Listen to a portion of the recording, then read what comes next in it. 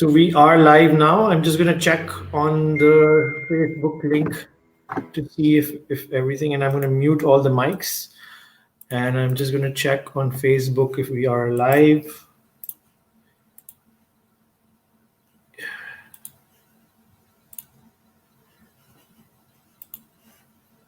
I'm just going to check on the.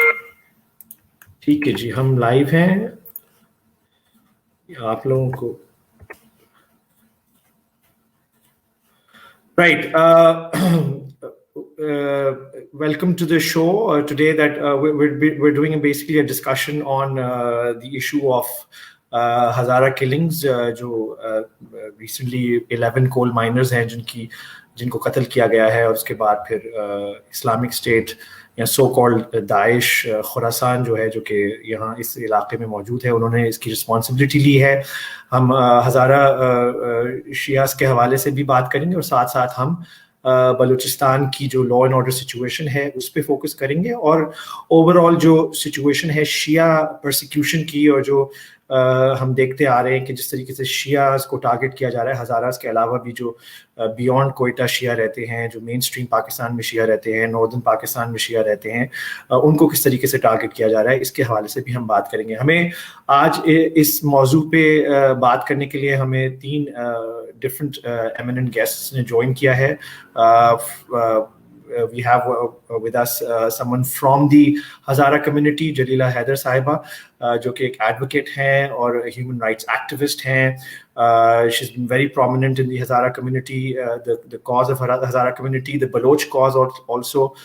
Recently, जैसे कि अभी हमारी बात हो रही थी कि इनका नाम एग्जिट कंट्रोल लिस्ट पे भी डाला गया था, क्योंकि इनको जो हमारी पाकिस्तानी स्टेट है उनको इनकी एक्टिविज्म से प्रॉब्लम है. इस हवाले से भी हम बात करेंगे, और पर्टिकुलरली हज़ारा कम्युनिटी के हवाले से जो अभी रिसेंटली अटैक्स हुए हैं और जो होते रहे, उस हवाले से हम जलीला से बात करेंगे. सेकेंडली हमारे साथ गेस्ट हैं किया बलोच, जो कि इस वक्त यूरोप में है और बलूचिस्तान काफ़ी अरसे से कवर करते आए हैं इंटरनेशनल और लोकल मीडिया के लिए. इन्होंने बैनुल-अक़वामी मीडिया मसलन गार्डियन के लिए रिपोर्टिंग की है. उसके अलावा ये बलोच कॉज के हवाले से लिखते आए हैं, और हम इनसे मालूम करेंगे कि बलूचिस्तान के अंदर जो लॉ एंड ऑर्डर सिचुएशन है उसकी क्या इस वक्त उसमें क्या मसाइल हैं, और किस तरीके से लॉ एंड ऑर्डर सिचुएशन जब भी इस तरीके के वाक़यात होते हैं उस पर हम उस पर लॉ एंड ऑर्डर सिचुएशन पे बात नहीं होती इतनी ज़्यादा.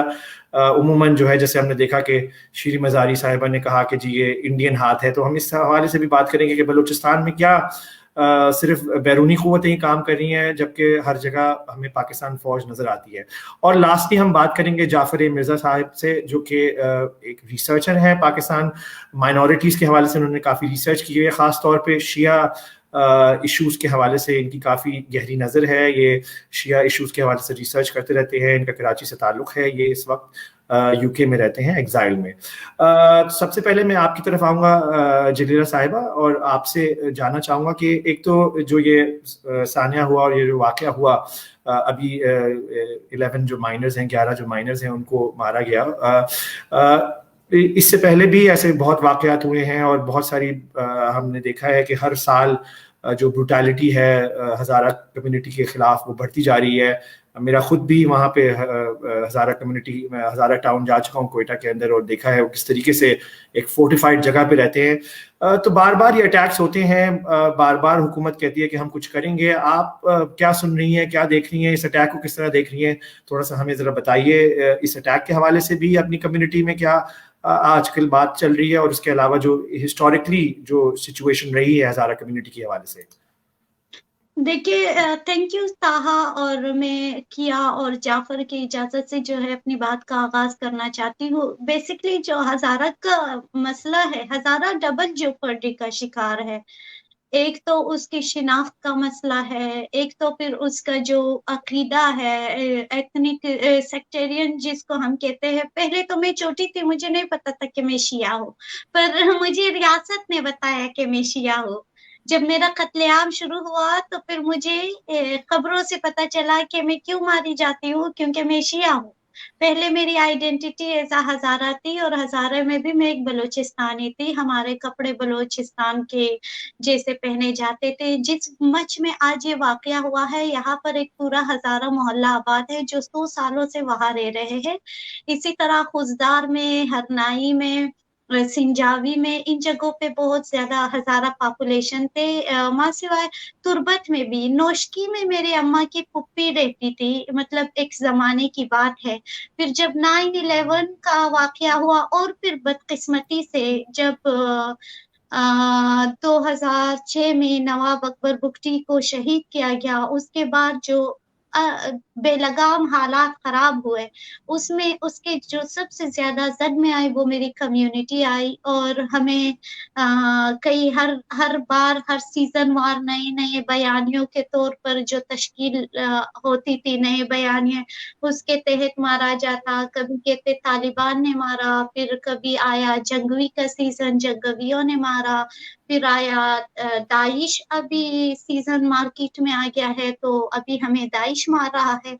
मगर आज तक मतलब ये 3011 लोग नंबर में है, आज तक उनमें से किसी एक जिम्मेदार को ना उसकी प्रोसिक्यूशन हुई, ना गिरफ्तार हुआ। कहीं कोई मारा जाता है, कहते हैं फला कलीदम तंजीम का बंदा हमने इस ऑपरेशन में मारा। हम कैसे यकीन करें कि ये वही बंदा था? हम कैसे, जब आप ड्यू प्रोसेस ही फॉलो नहीं कर रहे, आप लोगों के दर्द का मदावा ही नहीं कर रहे। मेरा वो इलाका बेवाओं का इलाका है, मैं एक औरत हूँ, मुझे पता है कि उधर उनके चैलेंजेस क्या है। वो रन्ना शबीना के मोहताज है, उनके यहाँ ताहा मैं बताऊं, हम सिर्फ जो मीडिया पे कवर करते हैं वो सिर्फ ये करते हैं कि मर गए, उसके बाद के जो हालात होते हैं उसको कोई देख ही नहीं रहा। मेरा एक जनरेशन जीनोफोबिक है और ये जीनोफोबिया स्टेट की तरफ से मेरे नौजवानों को बनाया गया है। वो किस लिए कि आपका दुश्मन पश्तून है, आपका दुश्मन बलोच है, आपका दुश्मन सुन्नी है, आपका दुश्मन गैर अक़वाम है, आप अपने मोहल्ले से नहीं निकलो। अभी मेरा छोटा भांजा, मैं आपको बताऊं, जब वो 6 साल का था, जब टारगेट किलिंग अरूज पे थे, कमरे में बहुत शोर कर रहा था, मैंने उसको कहा यार बाहर जाके खेलो। ही सेड वो मेरे सर पे गोली मार देंगे। आप जिस समाज में 6 साल के बच्चे का ये माइंडसेट हो, उस समाज में हम क्या कौन से इंसानी हकूक की बात करें। मैं तो अभी मैंने डिसाइड किया कि मैं अपना जो विमेन ऑफ करेज अवार्ड है वो वापस कर रही हूँ। कि जिस समाज में इतने आंसू है, जिस समाज में इतना, करीमा शहीद हो जाती है, करीमा पे मैं हैरान हूँ। पूरा एक बयानिया आता है मुल्क से, ठीक है तो चलो ठीक है वो नेचुरल डेथ मरे, थी इंसान ना। आप किस तरह की बातें करते हैं, आप कैसे कैसे बयान, आप लोगों में इनमें इंसानियत ही नहीं है। मैं कहती हूँ मेरा कौम को मत मारो, मुझे एंटी स्टेट डिक्लेयर करते, तुम मारो। यही मुहिब वतनी है। अगर यही मुहिब वतनी है कि मेरे आज 11 लाश लोगों के गले काटे हैं, मेरे 1100, अगर उस मुहिब वतनी का मयार ये है कि मेरे 1100 लोगों के गले काटने से आपके मुहिब वतनी को तस्कीन पहुंचता है, तो हम 11,000 देने को तैयार हैं। पर इसको कहीं पर स्टॉप तो करो, आप कहीं तो रोको। ये कैसा है कि ये वन साइडेड है, आप इसको सेक्टेरियन कहते हैं। सेक्टेरियन तब होता है जब मुझे कोई मारे शिया होके, मैं मारू उसको सुन्नी होके, ठीक है, ये सेक्टेरियन होता है। मेरा लोग तो निहत्ते हैं, कभी उनके हाथ पैर बांध के आप, मुझे खुद एक के फैमिली ने, मैंने आज बात की, उन्होंने कहा बाजी झूठ बोलते, गोली मारा है। कहा कि सब कैसे शहरक काटे, यानी हाथ पैर बांध के। आप ब्रूटलिटी का अंदाजा करें, हाथ पैर बांध के शहरक काटा है और उनको छोड़ा गया है उसी हालत में कि वो तड़प तड़प के मरे।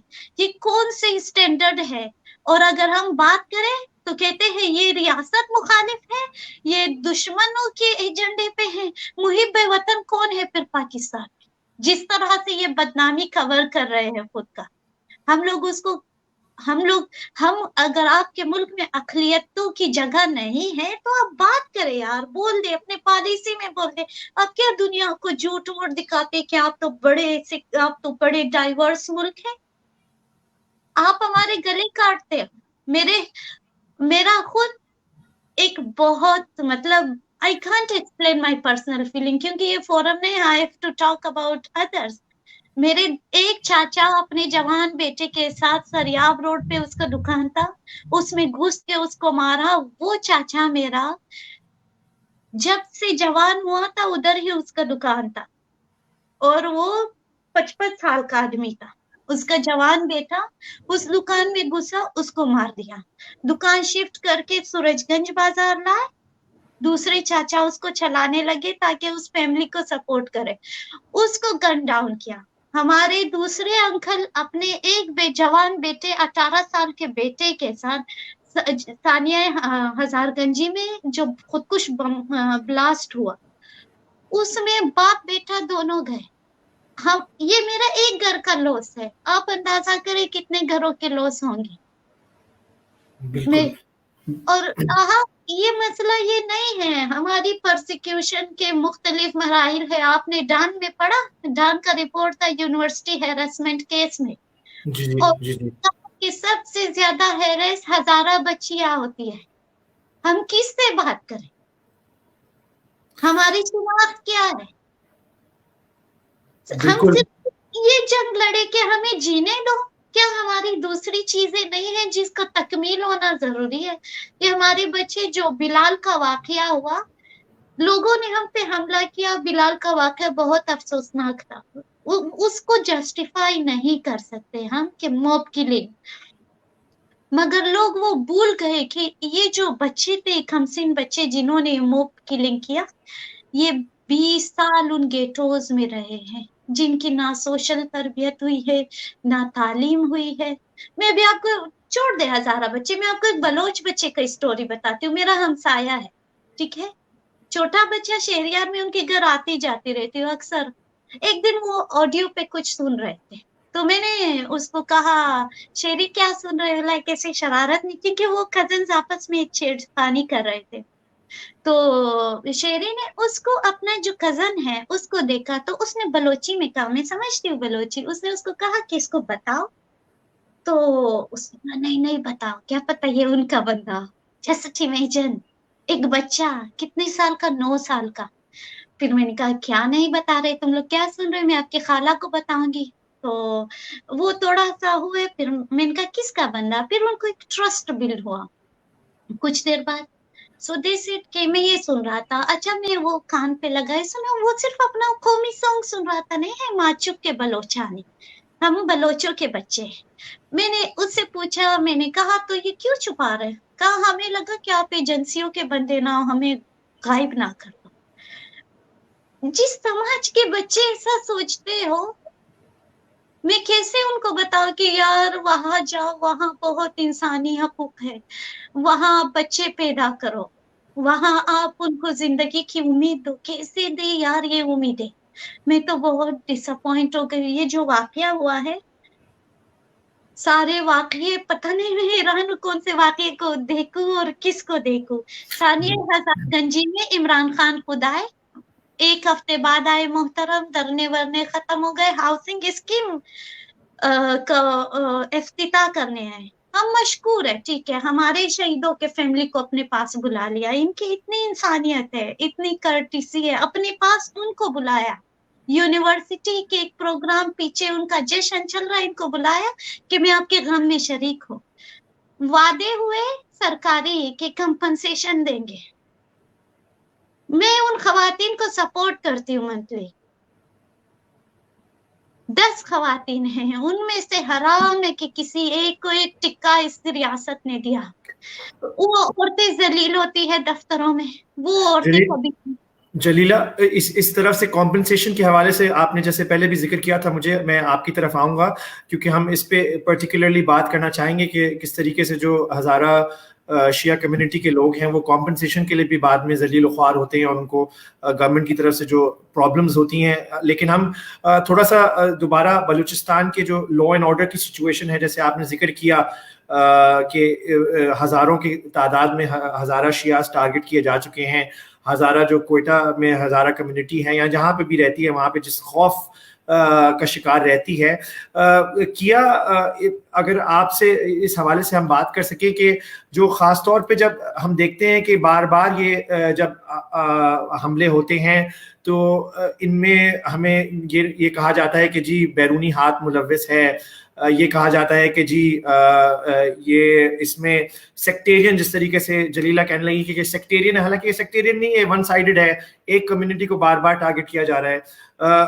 تو اس حوالے سے لا اینڈ آرڈر کے حوالے سے بلوچستان میں جو مطلب ویسے ہی ہم دیکھتے ہیں کہ بلوچ سیپریٹسٹ گروپس ہیں, پھر افغان طالبان گروپس ہیں, لشکر جھنگوی کے گروپس ہیں, اب یہ کہہ رہے ہیں کہ داعش کے بھی گروپس ہیں. تو یہ بلوچستان میں, لیکن پھر ہمیں یہ بھی سننے میں آتا ہے کہ بلوچستان میں فوج سب سے زیادہ امپورٹنٹ ہے اور فوج سب سے زیادہ ہر جگہ چھائی ہوئی ہے, ہر جگہ ان کی چھاونیاں ہیں, ہر جگہ ان کے چیک پوسٹ ہیں.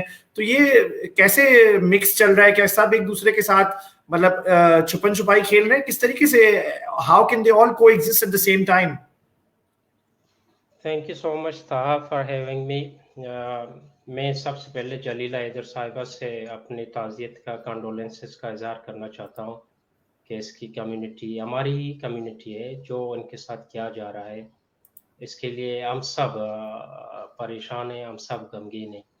جہاں تک بلوچستان کی سیکیورٹی کی بات ہے, ہم جب بھی بلوچستان میں کوئی اس طرح کا واقعہ ہوتا ہے تو ہمارے جو لیڈران ہیں یا جو لوگ اقتدار میں بیٹھے وہ they will raise their finger toward India, they would blame India اور افغانستان اور other neighbors.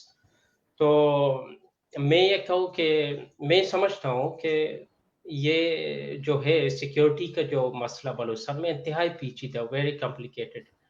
تو پہلے جو کہتے تھے کہ افغانستان سے لوگ آتے ہیں یہاں پہ کارروائیاں کر کے چلے جاتے ہیں, یہی الزام عائد کی جاتی تھی, وقتاً بوقتاً یہی ہمارے لوگ کہتے تھے.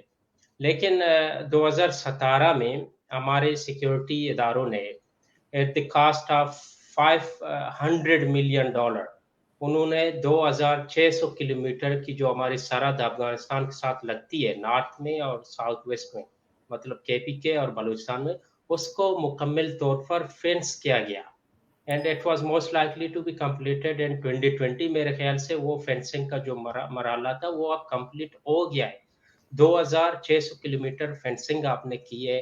آپ پہلے افغانستان پہ الزام عائد کرتے تھے کہ بھی وہاں پہ انڈین آپریٹ کرتے ہیں, لوگ بیچتے ہیں, یہاں بلوچستان میں کارروائی کرتے ہیں. اب تو سرحدیں مکمل طور پر سیل ہو گئی ہیں. اب آپ نے جو ہمارا ایران کے ساتھ بارڈر لگتا ہے 1080 کلومیٹر کا, اس کو بھی آپ سیل کر رہے ہیں مکمل طور پر, آپ پاکستان کو آئسولیٹ کر رہے ہیں. اور جو بارڈرنگ ایریاز میں جو لوگوں کا ذریعہ معاش ہے وہ دیٹس اندر پرابلم, اس کو آپ نے مکمل طور پر ان سے چھین لیا ہے لوگوں کا ذریعہ معاش کو. Security at the cost of security, کہ بھئی ہم یہاں پہ یہ مسائل سیکیورٹی کے مسائل ہے, ہم بارڈر کو فینس کر رہے ہیں. Border is completely fans. تو آپ یہ بتائیے کہ بھئی یہ لوگ کہاں سے آتے, کون ہے جو اس طرح کی دہشت گردانہ کارروائیاں کر رہا ہے. میں بلوچستان میں بہت سارے ادارے, سیکیورٹی ادارے کام کر رہے ہیں اس وقت, جن میں سارے پیرس فرنٹیئر کور ہے, پھر لیویز ہے, پولیس ہے, کوئک ریسپانس فورس ہے, اینٹی ٹیررزم فورس ہے, اینٹی ٹیررزم اسکواڈ ہے, بہت سارے اس طرح کے سیکیورٹی ادارے ہیں, مور دین اے ڈزن, وہ بلوچستان میں کام کر رہے ہیں. پھر جو ہیں spy agencies, I S I ہے, ایم آئی ہے, آئی بی ہے, اور بھی پتہ نہیں کتنے سارے اس طرح کی ایجنسیز بلوچستان میں انوالومنٹ ان کی پراپر طور پر ہے, وہ کام کر رہے ہیں. تو ان سب کی موجودگی کے باوجود یہ سب کچھ کیوں ہو رہا ہے اور کون کر رہا ہے؟ میں آپ کو ایک بات بتاتا چلو کہ بلوچستان کی سیکیورٹی کا جو سب سے بڑا جو امپورٹنٹ فیکٹر ہے, جس کی ذمہ داری سیکیورٹی کی جو ذمہ داری عائد ہوتی ہے وہ فرنٹیئر کور پہ, ایف سی پہ عائد ہوتی ہے. ایف سی 2004 سے بلوچستان میں تعینات ہے, جن کے 71 پلاٹون اور ایک ونگ اس وقت بلوچستان میں موجود ہیں. وہ مزید بلوچستان کو میں ایف سی کی جو ہے موجودگی پریزنس اس کو ایکسپینڈ کر رہے ہیں. وہ اب بلوچستان کو 2 حصوں میں تقسیم کیا گیا ہے, ساؤتھ اور نارتھ میں ایف سی کی پریزنس کو ریز کر رہے ہیں.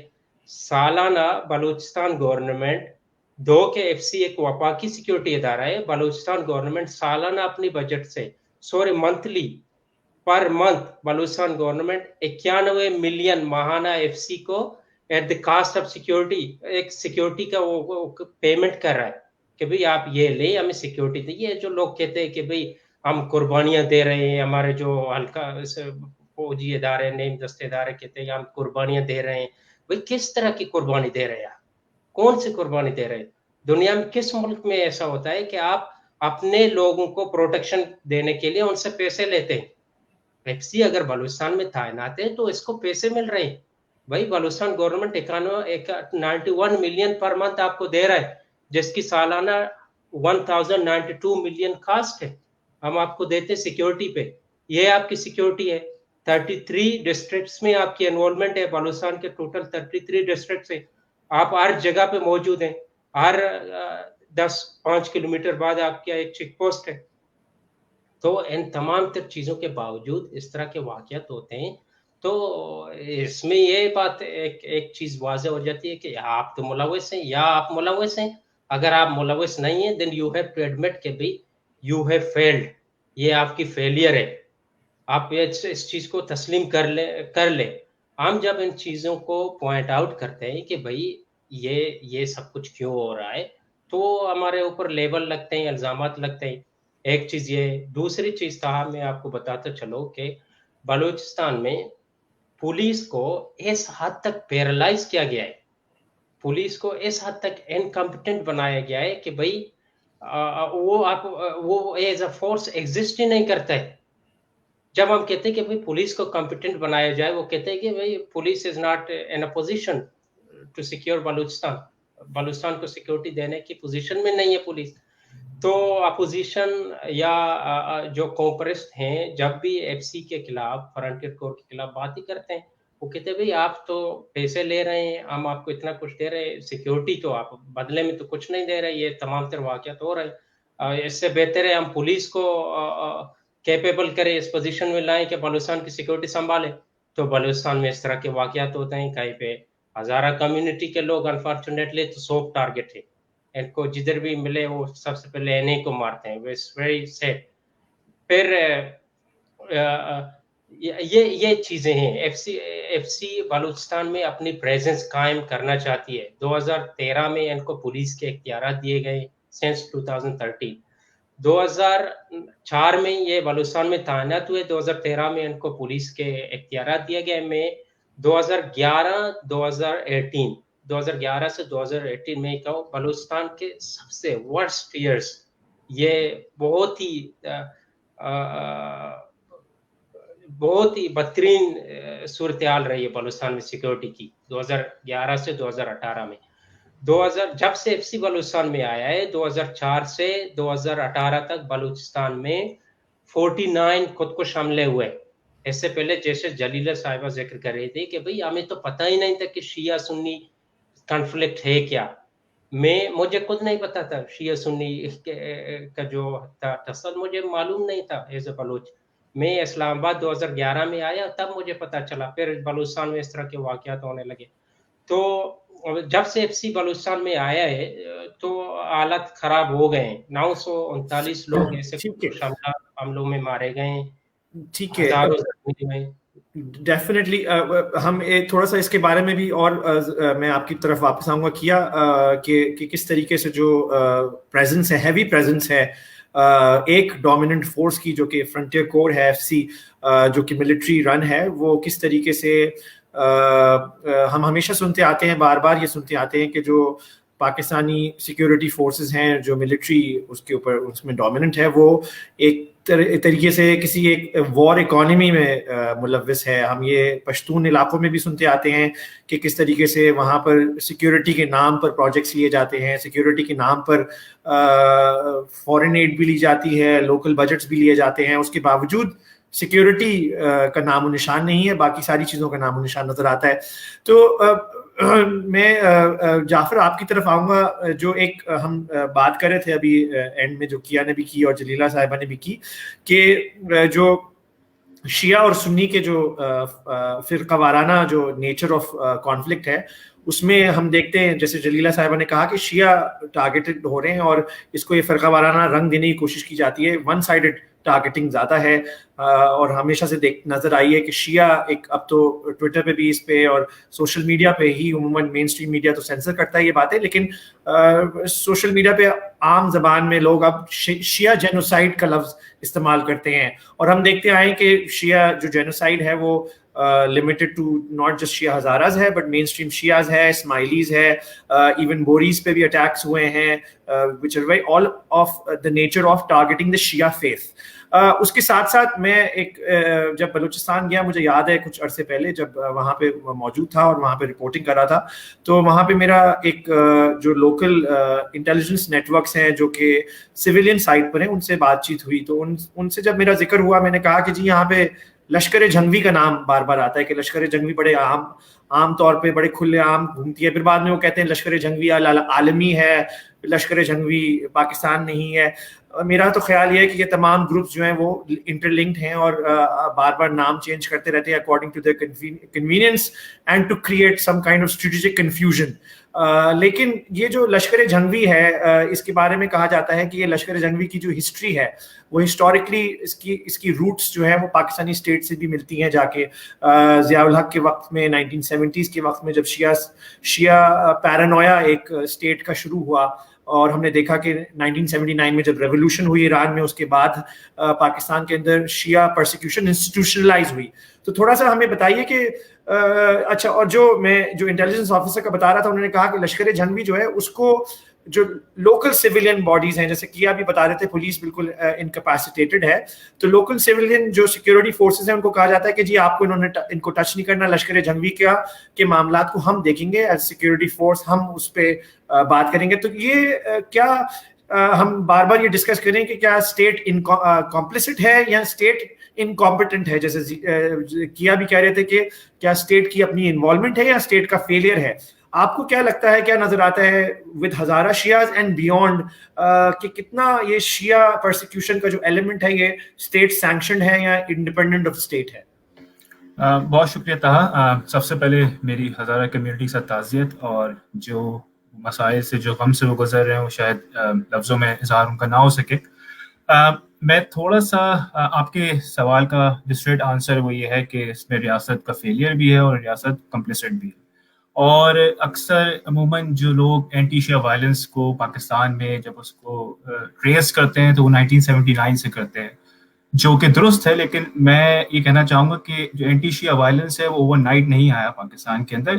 اینٹی شیعہ وائلنس کی ایک ہسٹری ہے جو کہ 1950 سے شروع ہوتی ہے, اور جس کے اندر فار ایگزامپل 1950 کے اندر جو D C of Sialkot district تھے, انہوں نے شیعہ پروسیشن بین کیے. پھر اس کے بعد اینٹی احمدیہ رائٹس ہوئے. پھر اس کے بعد واپس 1955 میں شیعہ پروسیشنز کے اوپر حملہ ہوا, اور 25 مختلف پروسیشنز پہ پنجاب کے اندر حملے ہوئے.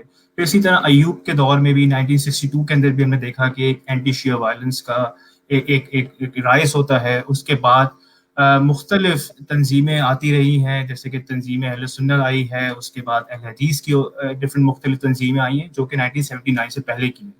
اور اسی طرح 1979 سے پہلے جو احسان الہی ظہیر جو اہل حدیث مکتب فکر سے تعلق رکھتے تھے, وہ 1979 کی ریولیوشن سے پہلے وہ کافی اینٹی شیعہ لٹریچر انہوں نے اردو میں خاص طور پر پروڈیوس کیا.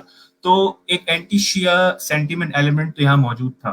اب جب ہزارہ کمیونٹی کی بات آتی ہے تو جو میسو وائلنس ہے وہ 2001 کے بعد اس کمیونٹی کو دیکھنا پڑا ہے. اور اوور آل پاکستان کے اندر میں یہ بھی کہنا چاہوں گا کہ جو شیعہ پرسیکیوشن کا جو ایکسپیرینس ہے وہ بھی بڑا مختلف ہے. جو پنجاب میں شیعہ ہیں ان کا بڑا مختلف ایکسپیرینس ہے, ان پرسیپشن آف دا اسٹیٹ بالکل ڈفرینٹ ہے. جو ہزارہ کمیونٹی ہے, پارا چنار کے لوگ ہیں کراچی, ان کا جو ویو ہے, جو انالیسس ہے اس پوری سیکٹیرین ایک ون سائڈڈ وائلنس کا, وہ بڑا ڈفرینٹ ہے. یقیناً مطلب اگر فار ایگزامپل آپ نے شروع میں ذکر کیا کہ ہماری جو منسٹر ہیں شیری مزاری وہ را کے حوالے سے بات کر رہی, میرے خیال سے اینٹی شیعہ وائلنس را کی فارمیشن سے پہلے. یہ ایک عجیب و غریب قسم کی منطق ہے کہ را اس میں شامل ہے. اور دوسری بات یہ کہ اگر را شامل ہے تو پھر اکاؤنٹیبلٹی ہونی چاہیے. جو بجٹ کے ایک بڑا اہم حصہ ہے جو ان اداروں کے پاس جا رہا ہے جن کو پروٹیکشن کے لیے رکھا گیا ہے, اگر وہ پروٹیکٹ نہیں کر سکے تو یہ بھی ایک اپنے آپ میں اہم سوال ہے. اور باقی مطلب یہ مطلب اگر کوئی بہت ہی بیوقوف ہوگا جس کو ایک کلیئر پیٹرن نظر نہیں آئے گا کہ اگر ہزارہ کمیونٹی کے خلاف یا شیعہ کے حوالے سے جو وائلنس ہو رہا ہے, اگر اس میں ریاست کمپلیسٹ نہیں ہے تو ریاست ایک اسپیکٹیٹر کے طور پہ کام کرتی ہے. فار ایگزامپل اورنگزیب فاروقی ہو جائے, یہ مینگلس ہو جائیں, شفیق مینگل, رمضان مینگل, یہ کھلے عام گھوم رہے ہیں. آپ کو پتہ ہے, آپ کو ان کے ایڈریسز پتہ ہے کہ یہ لوگ کون ہیں, اینٹی شیعہ وائلنس کہاں سے ہوتا ہے, کون پبلک ریلیز کرتا ہے. آپ ایک بندہ نہیں پکڑ سکتے. تو اگر مطلب اس میں ہمیں مزید سوچنے کی ضرورت بھی نہیں ہے نا. آپ سیدھی بات ہے, اگر ریاست نیوٹرل ہوتی تو وہ ان لوگوں کو سب سے پہلے کیا کہتے ہیں ان کی اکاؤنٹیبلٹی کی ہوتی. تو اس کیس کے اندر پھر باقی مطلب ہمارے اس کے پاس ایویڈنس موجود ہیں کہ جو یہ کمانڈرز ہیں ان آئی ایس ایس کے, لشکر جنگی کے, ان کی تصویریں ہیں ہمارے کچھ اداروں کے لوگوں کے ساتھ. تو یہ چیز بھی آپ ایکسپلین نہیں کر سکتے کہ یہ کیوں تصویر ہے. تو کلیئرلی اگر ریاست اس میں اپنے آپ کو بظاہر کہتی ہے, مطلب بہت سارے اس کے اندر نیریٹیوز ہیں کہ ریاست کیوں اپنے لوگوں کو مارے گی. میرے خیال سے ریاست جو ایک اینٹی ہے, وہ کوئی زیادہ خیال ہماری مطلب خاص طور پہ جو پاکستانی ریاست ہے کوئی خاص خیال نہیں ہے ان کا. مطلب میرے لگتا ہے کہ وہ کوئی ہمدردی رکھتے ہیں لوگوں کے حوالے سے. ان کے کچھ مقاصد ہیں, اس میں بڑے پولیٹیکل اکانومی کا ایک اہم حصہ ہے جس میں بس ان کو وائلنس چاہیے, وار چاہیے اپنی اکانومی چلانے کے لیے. تو ریاست کا کوئی خاص ہمدردی نہیں ہے. اے بی اگین اگر آپ کو لگتا ہے کہ ریاست اس میں انوالو نہیں ہے تو ریاست سب سے پہلا جو ایک بڑا بیسک سوال ہے وہ یہ ہے کہ یہ جو لوگ ہیں جو کھلے عام دہشت گردی کرتے ہیں, شیعوں کو کافر کرا دیتے ہیں, ان کے خلاف ایکشن نہ ہونا اصل میں ایک ریاست کا ایک سپورٹ ہے جو کہ آپ اس کو مانے یا نہ مانے لیکن ریاست اس میں کمپلیسٹ ہے اور اس ریاست کا ایک بہت بڑا فیلئر بھی ہے. رائٹ. جس طرح سے بیسکلی مطلب definitely absence of action reflects کہ جی کوئی نہ کوئی مطلب ریاست کی طرف سے ان کو چھوٹ دی گئی ہے, اور ہم بار بار یہی سوال اٹھاتے رہتے ہیں کہ یہ چھوٹ کیا کسی اسٹریٹجی کے تحت دی گئی ہے. اس حوالے سے جلیلہ آپ بھی سے بھی جب بات ہو رہی تھی تو ہم یہی پہلے ڈسکس کر رہے تھے کہ ایک تو یہ کہ جب ریاست کی طرف سے پروٹیکشن نہیں ملتی, دوسری ریاست کی طرف سے کمپنسیشن بھی نہیں ملتی, اور ہم دیکھتے ہیں کہ پھر جو ہزارہ کمیونٹی کے لوگ ہیں کافی حد تک وہ اب ایگزائل میں جا رہے ہیں کیونکہ ان کو پاکستان میں کوئی سیف جگہ نہیں مل رہی ہے. یہ آپ کے نزدیک جو پروٹیکشن ہے ملنی چاہیے, اور اس کے ساتھ ساتھ آپ اس کا بھی ذکر کر رہی تھی کہ جو اونرشپ ہے, کافی سارے جو ہزارہ کمیونٹی کے لوگ ہیں ان کو اب اس وقت اونرشپ کے آئیڈینٹی کے بھی مسائل ہیں, کہ آئیڈینٹی کرائسس کے مسائل ہیں کیونکہ ان کے آئیڈینٹی کارڈز نہیں ایشو کیے جاتے عموماً, وہ ڈاکیومنٹیشن ان کے پاس موجود نہیں, اور اس طریقے سے ان کو کمپنسیشن بھی نہیں دی جاتی, اور اس کے بعد پھر ان کے پاس کوئی چارہ نہیں رہتا, شاید وہ ملک چھوڑ کے چلے جاتے ہیں. تو یہ جو ہزارہ کمیونٹی کے ساتھ مطلب جس طریقے سے ہم دیکھ رہے ہیں کہ اوور دا ایئرز بالکل ایک لیک آف انٹرسٹ ہے, لیک آف اونرشپ ہے, تو کس طریقے کا سینٹیمنٹ آپ فیل کرتی ہیں with in the leadership of Hazara community? میں ایک ویڈیو دیکھ رہا تھا ابھی جو کہ پچھلے سال کی اٹیک کی ہے, جس کے اندر جب انٹیریئر منسٹر آف بلوچستان وہاں گئے تھے تو انہوں نے جو وہاں کے لوکلز تھے انہوں نے کہا کہ جی ہمیں معلوم ہے کہ کون نامعلوم ہے, ہمیں آپ کو بھی معلوم ہے کہ کون نامعلوم ہے, اس کے باوجود یہ ہو رہا ہے. تو is the Hazara community feeling completely helpless and once the attacks happen اس کے اندر بھی helplessness ہے, پھر بعد میں جو compensation ہے اس کے اندر بھی helplessness ہے, کون help کرے گا ہزارہ کمیونٹی کی؟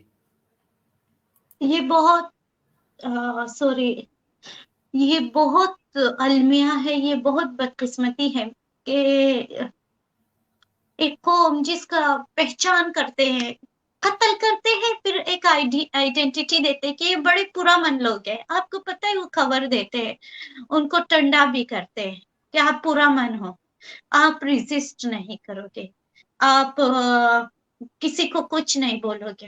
تو آئیڈینٹی کا ایشو میں ابھی آپ کو بتاتی ہوں. تاہا اچھا ہے کہ آپ نے یہ بات چھیڑ دی.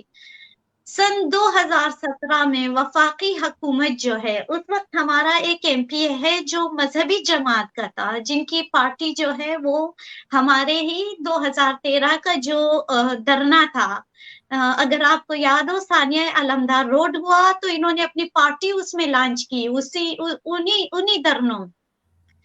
जब हमारे माए बर्फ और ठंड में बैठी हुई थी, 100 जनाजे लेकर, मेरा उसमें कजन फोटो है जिसके हमें सिर्फ उंगली मिली, जिसमें उसकी अंगूठी थी और कुछ नहीं मिला, और हमने वो तदफीन कराई।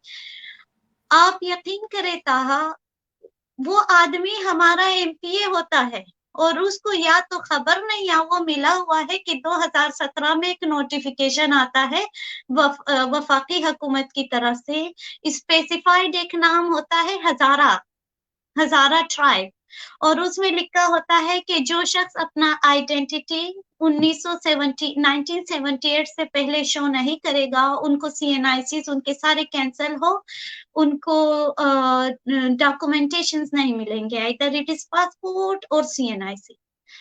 अब मैं आपको बताऊं, एक शख्स है जो खुद कोल माइनर था, 3 जनरेशन पहले जनरेशन से कोल माइनर था, 100 इयर्स पाकिस्तान बनने से पहले वो यहाँ है। उसके पास 1952 का जो एक्ट है पाकिस्तान के इंडिपेंडेंस का, उसका एक सर्टिफिकेट है। उसकी बेटी मेरे पास आई और इतना जलील हो रहे, मैंने पूछा कि क्या मसला है, तो उसने कहा कि बाजी वो कहते हैं कि 1978 अपने वालिद का जो CNIC कार्ड है वो लाए, तो मेरे वालिद तो जो मस्तूम का धमाका था उसमें शहीद हुए, तो हमारे डॉक्यूमेंट सारे पता नहीं किधर चले गए, जल गए, नो आइडिया ना। तो वो कहते रिकॉर्ड लाओ, मैं नहीं ले जा सकती, तो मुझे शिनाख्ती कार्ड नहीं देता, and still she is stateless. हमारे लोगों को काश, मैं कहती हूँ काश हमें कत्ल करते, हमें हर तरीके से कत्ल कर रहे हैं। हमारी शिनाख्त, हमारे लोगों के घर है वहां, हमारे बच्चियों की शादियां है, हमारे बच्चों की आला तालीम है, हम हर चीज से डिप्राइव्ड है। अब ये जो बेवाए जाते हैं इसमें कंपनसेशन के दफातर में, पहले तो ये इतना लैंग्वेज बैरियर, ये इतने इंसल्ट फील करते हैं, इनको मौका नहीं मिलता। ये मैं खुद गई हूँ, मैं खुद जाती हूँ, फिर कहीं जाके कोई एंट्री मिलता है, लोग मुझे शिनाख्त के तौर पर के मैडम आ जाए तो किसी का मसला आगे जाता है। आप यकीन करें, ये जो सानिया हजारगंजी था, इसमें 10 शहीद हुए, 10 के 10 मेरे घर हर महीने आते थे जब तक मैं UK नहीं आई। इन 10 शोहदा की बीवियों को 1 रुपया नहीं मिला, 1 टक्का। क्यों? क्योंकि उस जमाने में ऐसा होता, या अक्सर बलोचिस्तान में किया जानता है, औरतें इतना बोदर नहीं करती, घरेलू औरतें शिनाख्ती कार्ड बनाए, उनको इन डिजास्टर्स का पता ही नहीं था कि वाकया क्या होने वाला है। हमारे जो बुजुर्ग थे वो कहते हैं ये तो हमारी जमीन है, तो हमें क्या कागज बनाना। It is even still with the Pashtuns ये चीज है, ज़ियारतवाल लोग, उनके पास ये चीज, ये मसला है कि वो लोग अपने जमीन पे थे, उनको जरूरत नहीं थी, तो वो उधर उन्होंने बनाया नहीं। तो इसमें वो कहते हैं आप ये डॉक्यूमेंट लाओ, वो डॉक्यूमेंट लाओ, और वो इतना पैनिक होते हैं, दे गिवन अप कि बाजी हमने लेना ही नहीं है।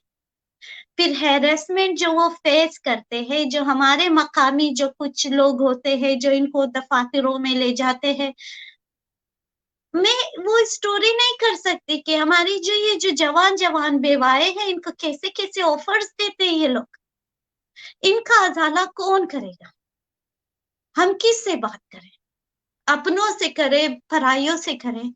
जब हम बात करते हैं, हमें कहते हैं ये एंटी स्टेट है, हम ठीक है, हमने क्या बात की है? हम कहते हैं यार, मान लिया राता, मान लिया दाइश है, मान लिया मोसाद है, मान लिया कोई भी है, आप कहाँ थे?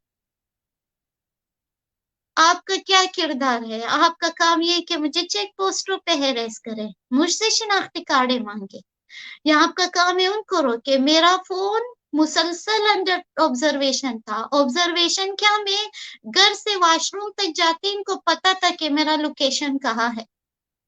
ये तो अलग स्टोरी है कि हमने क्या क्या हैरेसमेंट फेस की, सिर्फ अपने कौम के लिए बात करने की कीमत चुकाई।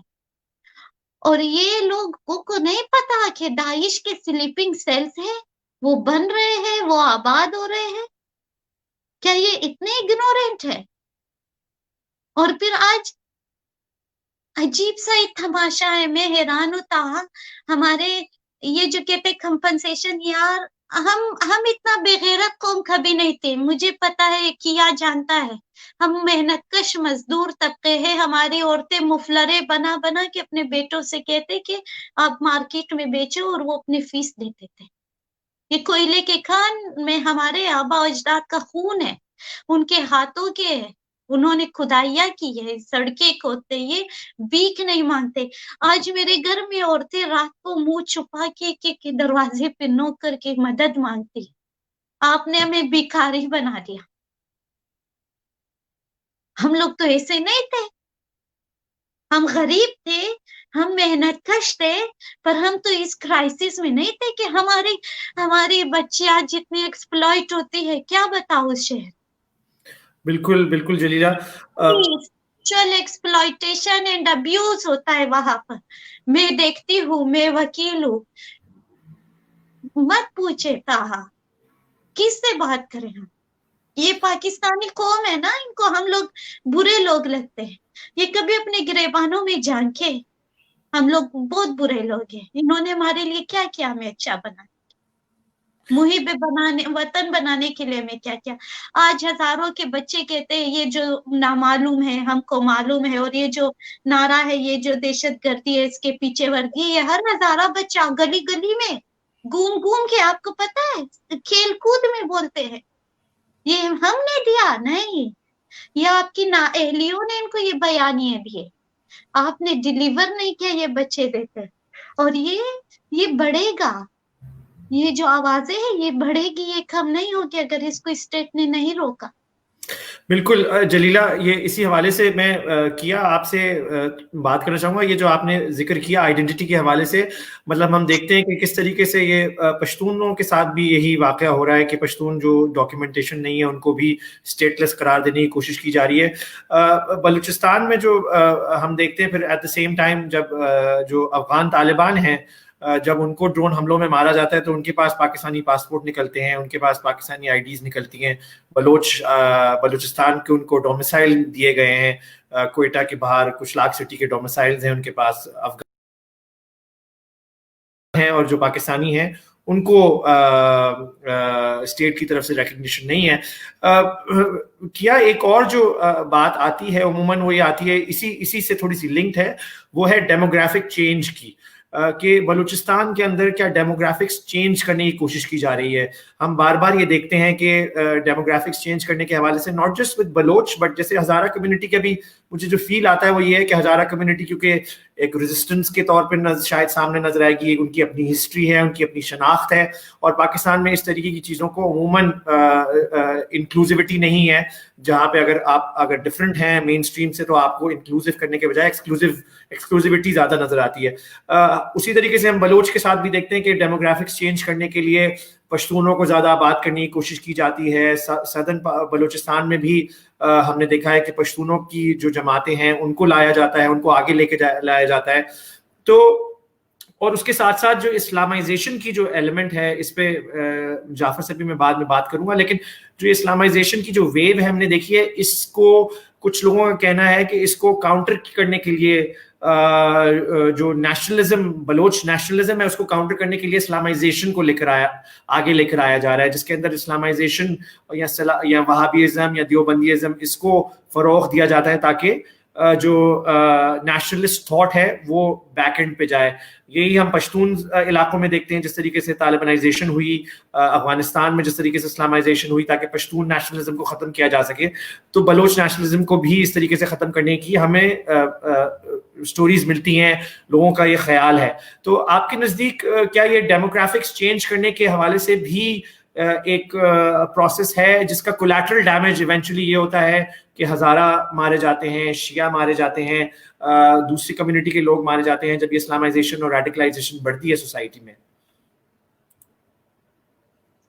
جی تھینک یو. میں آپ کے دو کوشچنز ہیں، میں ان کو اسپلٹ کرتا ہوں، Islamization and demographic changes in Balochistan.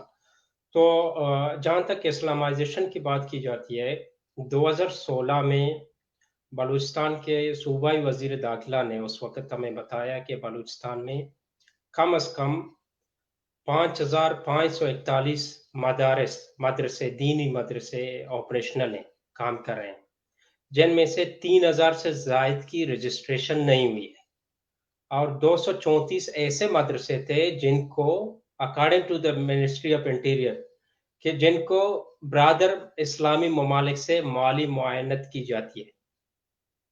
تو اس سے ایک بات واضح ہوتی ہے کہ بھئی بلوچستان میں ایک سوچے سمجھے منصوبے کے تحت اسلامائزیشن کی جو ویو ہے یا جو نظریہ ہے اس کو پھیلایا جا رہا ہے۔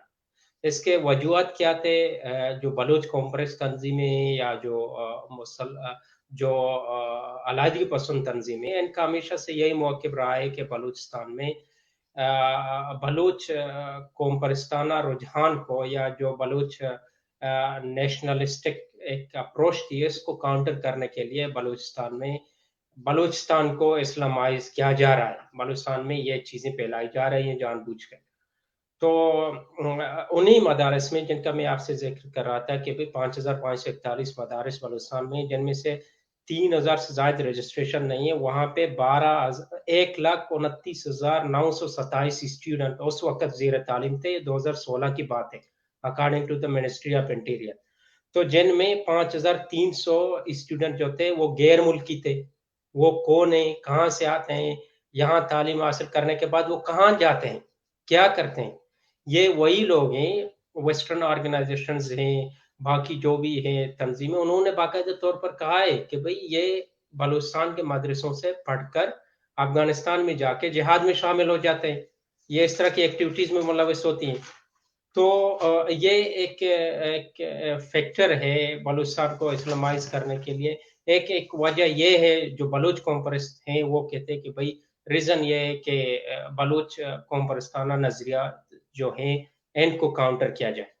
میں ایک اور بات آپ کو بتاتا چلو کہ جلیلہ صاحبہ بھی جو کہہ رہی تھی کہ جو سلیپنگ سیلز ہیں بلوچستان میں، ناٹ اونلی ان بلوچستان بلکہ پورے پاکستان میں، یہاں میں ایک بات آپ کو بتاؤں کہ جب تک نیشنل ایکشن پلان کو جنوبی اور شمالی پنجاب کے علاقوں مظفر گڑھ، ڈیرہ غازی خان، ملتان، وہاں پر مکمل معنوں میں امپلیمنٹ نہیں کیا جاتا، تب تک دہشت گردی کے خلاف یہ جنگ ادھوری رہے گی۔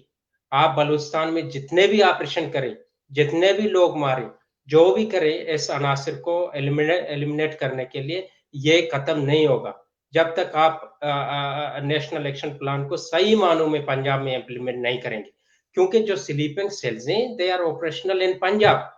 آپ بلوچستان میں آپریشن کرتے ہیں، ساؤترن بلوچستان میں بڑی نوعیت کے آپریشن ہوئے ہیں، لوگ ڈسپلیس ہوئے ہیں، بعد میں آؤں گا اس فیکٹر پہ، ڈیموگرافک چینجز پہ، کہ بہت سارے لوگ آواران سے، ڈیرہ بگٹی سے، کھیٹ سے، پنجگور سے ڈسپلیس ہوئے ہیں۔ تو it was part of the demographic change. لیکن اگر آواران میں آپ نے جس طرح کی آپریشن کی، اسی نوعیت کے ایک آپریشن آپ پنجاب کے جنوبی پنجاب میں کریں، میں آپ کو آج کہہ سکتا ہوں کہ یہ جو ہے دہشت گردی کا جو ہے عنصر پاکستان میں مکمل طور پر مٹ جائے گا، یہ چیزیں نہیں ہوں گی۔ سلیپنگ سیلز کی ہم بار بار بات کرتے ہیں۔ ستمبر 2016 میں پولیس نے سندھ پولیس نے شکارپور میں ایک دہشت گردی کا بہت بڑا منصوبہ ناکام بنایا، جس میں پولیس نے فائرنگ کر کے ایک دہشت گرد کو ہلاک کر دیا اور ایک کو زندہ گرفتار کیا۔ جو بندہ گرفتار ہوا انہوں نے باقاعدہ طور پر بلوچستان کے ایک نامی گرامی شخصیت جن کو ایجنسیوں کی پشت پناہی حاصل تھی، جس کو پیدا کیا گیا تھا وہ اسلامائزیشن پھیلا رہا تھا بلوچستان میں، اس کا نام باقاعدہ طور پر لیا گیا۔ کاؤنٹر ٹیررزم ڈپارٹمنٹ نے اس کے خلاف FIR کی اور اسی بندے نے 2017 میں بلوچستان سے الیکشن لڑا۔ اب ان حالات میں اگر آپ کہتے ہیں کہ بھئی ہزارہ کمیونٹی کے لوگ نہ مارے جائیں یا اسلامائزیشن کا جو ریڈیکل جو اپروچ ہے اسٹان سے وہ بلوچستان میں نہ پھیلے، یہ it's not possible۔ جہاں تک now coming to the second part of your question، demographic changes، Baloch قوم پرست خاص کر جو ہے بلوچستان نیشنل پارٹی مینگل، اختر جان مینگل کا ایک موقف رہا ہے کہ بھی بلوچستان میں बलूचों को अक़लियत में बदलने की कोशिश की जा रही है थ्रू डिफरेंट मीन्स। जो नॉर्थन बलूचिस्तान के इलाका जाते वहाँ पे BNP मेंगल का कहना है कि भाई अफगान मुहाजिरीन की एक बहुत बड़ी तादाद आबाद की गई है। वो वक्तन ब वक्तन ये कहते आ रहे हैं। जब वो इमरान खान की कोलिशन गवर्नमेंट का हिस्सा बने, उसके 6 नुकात में से एक नुकता यही था कि भाई अफगानिस्तान जो अफगान मुहाजिरीन है इनको बलूचिस्तान से निकाला जाए। ये उसके हवाले से मुख्तलिफ फिगर वो कहते हैं भाई मोर देन 1 मिलियन रिफ्यूजीज वहाँ पे आबाद हैं। पर पाकिस्तानी सरकार का और मौके पे जो बलूच इलाका जाते साउथ में वहाँ पे हालात पिछले 13-14 साल से संगीन रहे हैं, सिक्योरिटी कंसर्न्स रहे हैं। वहाँ पे वक्तन ब वक्तन दहशतगर्दी के वाक़यात होते हैं, सिक्योरिटी इदारों पे हमले होते हैं। तो वहाँ पे मिलिट्री ने एक ऑपरेशन शुरू किए व्हिच इज स्टिल कंटिन्यूइंग, अभी तक जारी है। वहाँ आवारान खासकर जो है which is the most affected area, Awaran से बहुत बड़ी तादाद में लोगों ने माइग्रेट किए, वो कराची चले गए या बलूचिस्तान के इलाके हैं जो लसबीला है वहाँ पे चले गए। वहाँ पे हुई है माइग्रेशन, बड़ी तादाद में हुई है। अनफॉर्चुनेटली जो बलूच रिफ्यूजीज हैं इनकी कोई बात ही नहीं करता है, इस पे कोई मेन स्ट्रीम मीडिया में डिस्कशन नहीं होती है। सेकेंडली केच के इलाके के दश्त में बहुत सारे लोगों ने जो सीपेक का जो वेस्टर्न रूट है M8 मोटरवे जो कोसदार से लेकर ग्वादर तक, इन इलाका जात में काफ़ी हद तक हुई है लोगों की migration due to security concerns, क्योंकि ये इलाका जात हैं एक तरह से एक कॉन्फ्लिक्ट जोन बन गए। सिक्योरिटी फोर्सेस और बलूच सेपरेटिस्ट के दरमियान वक्तन फवक्तन इस तरह के वाक़यात होते हैं एंड रिटालिएशन जो सिक्योरिटी फोर्सेस हैं वो इन इलाकों में जब ऑपरेशन करते हैं तो लोग अब बेजार हो गए वहाँ रहने से। तो ये तब्दीलियाँ बलूचिस्तान में एंड रिसेंट ईयर्स रूनुमा हुई हैं। That's all I can say. Right.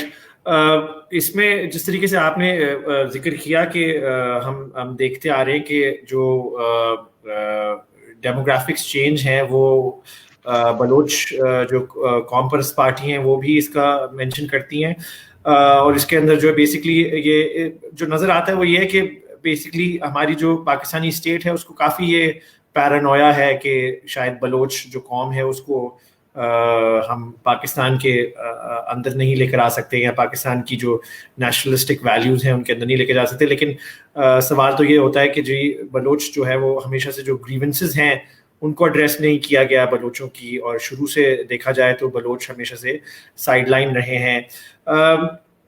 दूसरी बात जो आपने की वो मैं उस जाफर से उस बारे में डिस्कशन करना चाहूँगा, वो है जो साउथ पंजाब की बात की जाती है और जो ये लश्कर जंगवी का जो ग्रुप है वो भी कहा जाता है मेनली साउथ पंजाब से ही एमिनेट किया गया और फिर पूरे मुल्क में फैला जिस तरीके से देखा गया। और कहीं ये लश्कर जंगवी का जो ग्रुप है वो पाकिस्तानी स्टेट को भी टारगेट करता हुआ नज़र आता है और कहीं ये पाकिस्तानी स्टेट के साथ कोलैबोरेट करता हुआ भी नज़र आता है। तो ये जाफर इसमें एक तो लश्कर जंगवी पहले सिपाही साहबा एक्चुअली इसका जो नाम था और जो सिपाही साहबा के तौर पे ये नज़र आया, और अब अहले सुन्नत वल जमात के तौर पे इनका एक रीइंकार्नेशन है। लोग तो वही हैं, कुछ उनमें से इधर उधर हो गए, कुछ को मार दिया गया, जो शायद मलिक इसहाक का जैसे एक हुई थी targeted killing, but Malik Ishaq before that हमें जहाँ तक पता है जब हम रिपोर्टिंग करते थे पाकिस्तान में तो मलिक इसहाक जो है वो काफ़ी हद तक स्टेट ऑपरेटिव भी रहा है।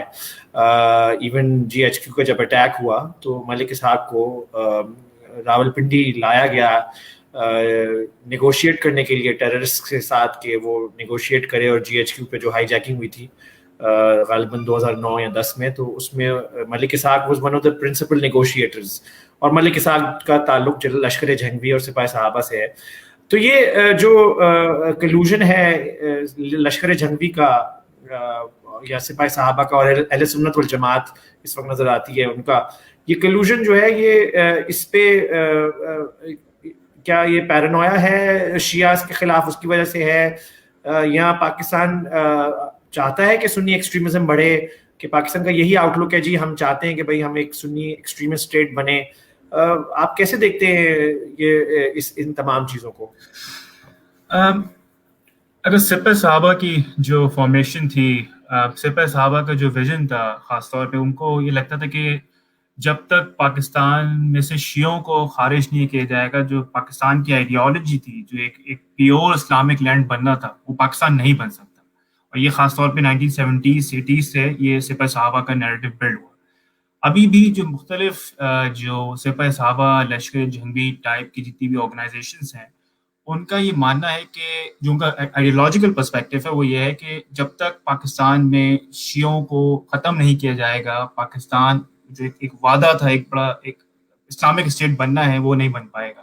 اسی وجہ سے بہت سارے کے لٹریچر کے اندر جو ایک کانسیپٹ تھا for enemy and near enemy, تو ان کی نظر میں جو نیئر اینیمی تھا وہ شیعہ تھا، کیونکہ وہ ڈفرینٹ امریکنس اور ڈفرینٹ گورو اور فارنرس کو یہ ٹارگیٹ نہیں کر سکتے، تو ان کو نظر آیا کہ جو نیئر اینیمی ہے اس کو ہم ٹارگیٹ کریں گے.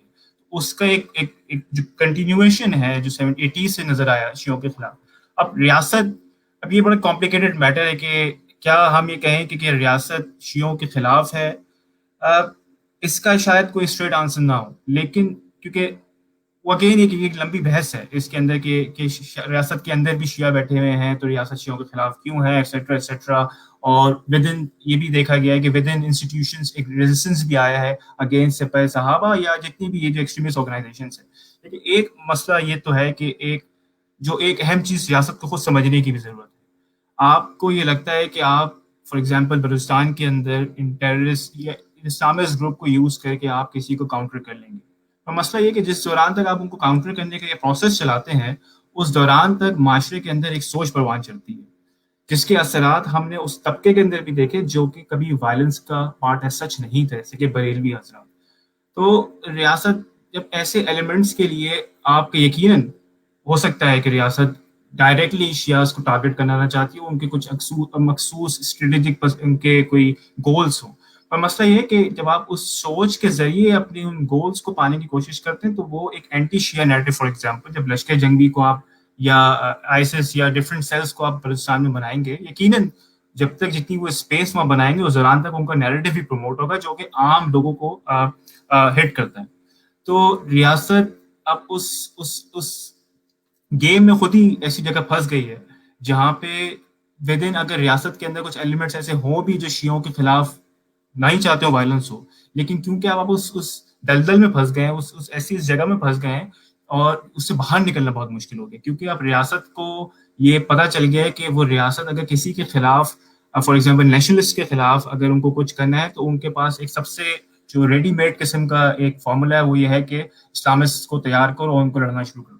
ریاست سے باہر نہیں آ پا رہی ہے. اور وہ جو سوچ ہے، ظاہر سی بات ہے یہ ایک نیچرل سی چیز ہے. جب آپ ایک کوئی بھی کمانڈر بریگیڈیئر صاحب کسی کی سرپرستی کر رہے ہوں گے تو وہ اس کے یقین ہے اس کا اثر آپ کی پلیٹون پہ بھی آنا ہے، آپ کے اندر بھی آنا ہے، انسٹیٹیوشنس کے اندر، کیونکہ وہ ایک اٹریکٹیو پاپولر ویوز تو ہیں کہ شیعوں کو نکالیں، یہ فلاں چیزیں کرتے ہیں فلاں چیزیں کرتے ہیں.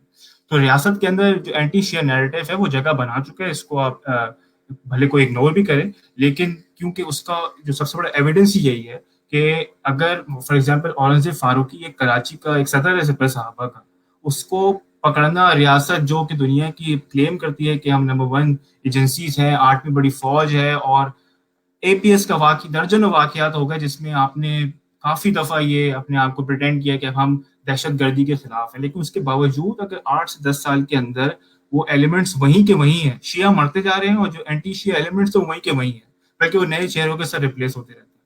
تو ریاست چاہے نہ چاہے اب اس کے اندر ایک ایسا ایلیمنٹ آ گیا ہے جو اسٹیٹ کے ڈفرینٹ پاکٹس کے اندر وہ لوگ بیٹھ گئے ہیں جو ایک بڑا گیم، پتہ نہیں اپنے آپ کو میکیویلی سمجھتے ہیں، کیا سمجھتے ہیں کہ وہ بہت بڑا گیم کر رہے ہیں، اور اس گیم کے اندر ان ریاست کے اپنے ہی بندے اپنے ہی شہریوں کو مارے جا رہے ہیں. اور 2 پوائنٹ میں اور ایڈ کرتا جاؤں کیونکہ جب ہزاراز کی بات ہو رہی تھی، ایک نیریٹو ہزاراز کے خلاف یہ بھی ہے کہ یہ آؤٹ سائڈرز ہیں، جو کہ ذرا سا غلط ہے. ہزاراز پاکستان یا اس خطے میں تب سے آئے جب پاکستان بھی نہیں بنا تھا. ان کی پہلی مائگریشن لیٹ 19 سینچری میں ہوئی تھی، اور دوسرا ایک بات ہو رہی تھی کہ ہزاراز کی نسل کشی ہوئی ہے. اس کے ساتھ ساتھ ان کا معاشی جو ان کا قتل ہوا ہے وہ بھی بڑا انڈاکومنٹڈ ہے. جو ہزاراز جو 2001 سے پہلے جو ہزاراز بزنسز تھے وہ سارے ہزاراز کے پاس سے جا چکے ہیں. تو جو آپ نے جو اس نسل کشی کا جو کانسیکوینسز ہیں وہ اکنامک کانسیکوینسز بھی ہزارہ کمیونٹی کے اوپر آئے ہیں، جس کی بالکل بات نہیں کی جا رہی ہے. کہ ہزاراز کو جو گیٹوائز کیا گیا ان کے 10,000 مسائل ہیں. ہم نے ایک ریسنٹ ریسرچ کی جس میں ہم نے ہزارہ خواتین کو انٹرویو کیا, تو ہمیں کافی چیز ایسے سمجھنے میں آئی کہ فار ایگزامپل ہزاراز کمیونٹی کو مہنگے داموں کے اندر چیزیں لینا پڑتی ہیں کیونکہ وہ اپنی جگہوں سے باہر نہیں نکل سکتے. جو ان کی ریسٹرکشن ہے اس نے جو روزمرہ کے مسائل ہیں اس اتنے جنم دیے ہیں. ہزارہ کمیونٹی وائلنس سے بچے, اپنے معاشی حالات دیکھے, اپنی سیکیورٹی دیکھے, تو یہ پوری کمیونٹی ایسے ٹرامیٹک ایکسپیرینس سے گزر رہی ہے جس کو شاید عام جو لوگ کوئٹہ سے باہر ہیں شاید نہ سمجھ سکیں. تو ان سب چیزوں کے اوپر بھی بات کرنے کی بہت ضرورت ہے, اور جو نقصان اس کمیونٹی کے اوپر ہو رہا ہے آئی تھنک اس پہ بالکل بھی بات نہیں ہوئی ہے. جلیلہ, اس دفعہ جو یہ ابھی جو اٹیک ہوا ہے اس کے بعد آپ نے دیکھا کہ ہم جیسے بھی ڈسکس کر رہے تھے کہ شیریں مزاری نے ایک بیان دے دیا, اس کے علاوہ پھر تھوڑی سی ایک پروٹیسٹ بھی ہوئی تھی, لیکن ہمیشہ ہم دیکھتے ہیں کہ پروٹیسٹ ہوتی ہے پھر عموماً گورنمنٹ آتی ہے اور گورنمنٹ ایک ایشورنسز دیتی ہے, اس کے بعد پھر دوبارہ سے وہی ایک ریپیٹ ٹیلی کاسٹ فیل ہوتا ہے. آپ کو لگتا ہے کہ یہ مطلب اگر یہ چینج آئے گی تو مطلب ہم نے جو نشاندہی ہے پرابلم کی وہ تو کی ہے کافی, کیا نے بھی کی, جعفر سے بھی بات ہوئی اسی بارے میں, آپ سے بھی پہلے بات ہوئی, لیکن ود ان ہزارہ کمیونٹی آپ کی کیا فیلنگ ہے کہ سلوشن اسٹیٹ کا کیا اسٹیپس لینے چاہیے اسٹیٹ کو جس سے ایک سلوشن اورینٹیڈ ہم بات کر سکیں. اگر ہم اپنی جو کانورزیشن ہے اس میں ایک تھوڑی کنکلوژن کی طرف جا رہے ہیں, تو اس کے ساتھ ساتھ میں صرف یہ کہوں گا کہ ہمیں وی بن آن ایئر فار 1 hour ابھی, تو ہمارا عموماً یوزلی گھنٹے کا ہی ہوتا ہے یہ شو, لیکن ہم تھوڑا سا اوپر اور جائیں گے. ساتھ میں یہ ہمیں کوئی راؤنڈ اباؤٹ 200-250 لوگوں نے جوائن کیا ہوا ہے اس وقت لائیو, تو اگر کسی کے کوئی سوال ہوں جو ہمیں سن رہے ہیں اس وقت, وہ سوال ضرور کامنٹس میں دیں, تو وہ سوال بھی ہم اپنے گیسٹ کے سامنے رکھ سکتے ہیں. جی جلیلہ, آپ سے میں پوچھا تھا سولوشنز کے حوالے سے آپ کو کیا لگتا ہے کہ کیا سولوشنز ہونے چاہیے؟ جی ہاں, جو بلوچستان میں اینٹی جو اسٹیبلشمنٹ یا اینٹی آرمی جو عوام کے اندر ابھی سینٹیمنٹس پائے جا رہے, پہلے اپری سطح پر جو سیاسی لوگ تھے وہ یہ باتیں کرتے تھے, مگر اب محلہ, گلی, بچے, عورت سب یہ بات کرتے ہیں. تو ریاست کے فیس سیونگ کا واحد راستہ یہ ہے کہ وہ وہاں سے نکل جائے, بلوچستان سے نکل جائے, اس کے پاس اور کوئی راستہ نہیں ہے. نکلنے کا مطلب یہ ہے کہ جو ہمارے انہوں نے ایف سی تعینات کی ہے, ابھی میں یہ بات کر رہی ہوں تو ایف سی سے یاد آیا کہ جب میں نے کہا کہ ہزارے کول مائنز میں شہید کر دیے گئے ہیں, تو ایک دم سے ایک ٹولہ مجھ پہ حملہ آور ہوا جن کے نام کے آگے سیدہ, نقوی, فاطمہ اور سم تھنگ, اور اسی طرح علی, دانیال, اس طرح کا تھا. تو انہوں نے ایک دم اٹیک کیا کہ آپ جو ہے وہ جو ایف سی والے شہید ہوئے ہیں آپ تو اس پہ بات نہیں کیے ہو. جب ہمارے ملک میں جو یہ کمپیریزن ہوتا ہے نا, یہ بہت برا ہوتا ہے. ہم ایف سی والے سیکیورٹی پرسونلز ہیں, ان کی ڈیوٹی ہے کہ وہ سیکیورٹی دے. نہتے لوگوں میں اور ان میں فرق ہوتا ہے. ان کو پتا ہوتا ہے کہ ان کا جاب رسک پہ ہے اور ان کو کبھی بھی کچھ بھی ہو سکتا ہے. عام لوگوں کا مسئلہ پیٹ کا ہے, وہ اپنے پیٹ کا مسئلہ حل کر رہے, بجائے اس کے کہ ہم ان سے پوچھیں کہ بھائی آپ کدھر تھے جب یہ واقعہ ہوا. الٹا ایک گروپ ہوتا ہے جو آپ پہ اٹیک کرتا ہے اور بات کو گھمانے کی کوشش کرتا ہے. تو فوج ہر ملک کا قابل عزت ہے, ہم بھی عزت کرتے ہیں, مگر اس کی عزت اگر مزید قائم رکھنا ہے تو میرے خیال میں ان کو گریسفلی بلوچستان سے نکلنا چاہیے, خاص کر جو ایف سی ہے. ایک تو وہ صوبہ نہایت غریب ہے, یہ جسٹس قائز فیض عیسیٰ کی جیسے کیا نے مینشن کیا, اس کے ججمنٹ میں مینشن ہے کہ مہینے کے 50 کروڑ روپیہ جو ہے صوبائی حکومت ان کو سیکیورٹی کے مد میں دیتی ہے.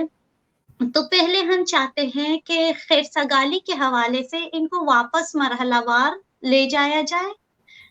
دوسرا مرحلہ, ہم بلوچستان میں رہتے ہیں, ہم وہاں کے اقوام ہیں, چاہے پشتون ہے, پنجابی ہے, ہزارہ ہے, اور جو مین اسٹیک ہولڈر ہے بلوچ ہے, ہم آپس میں بیٹھ کے میڈ مارکا کر لیں گے. ہمارا ایک कल्चरल एक कबायली ट्रेंड्स भी हैं।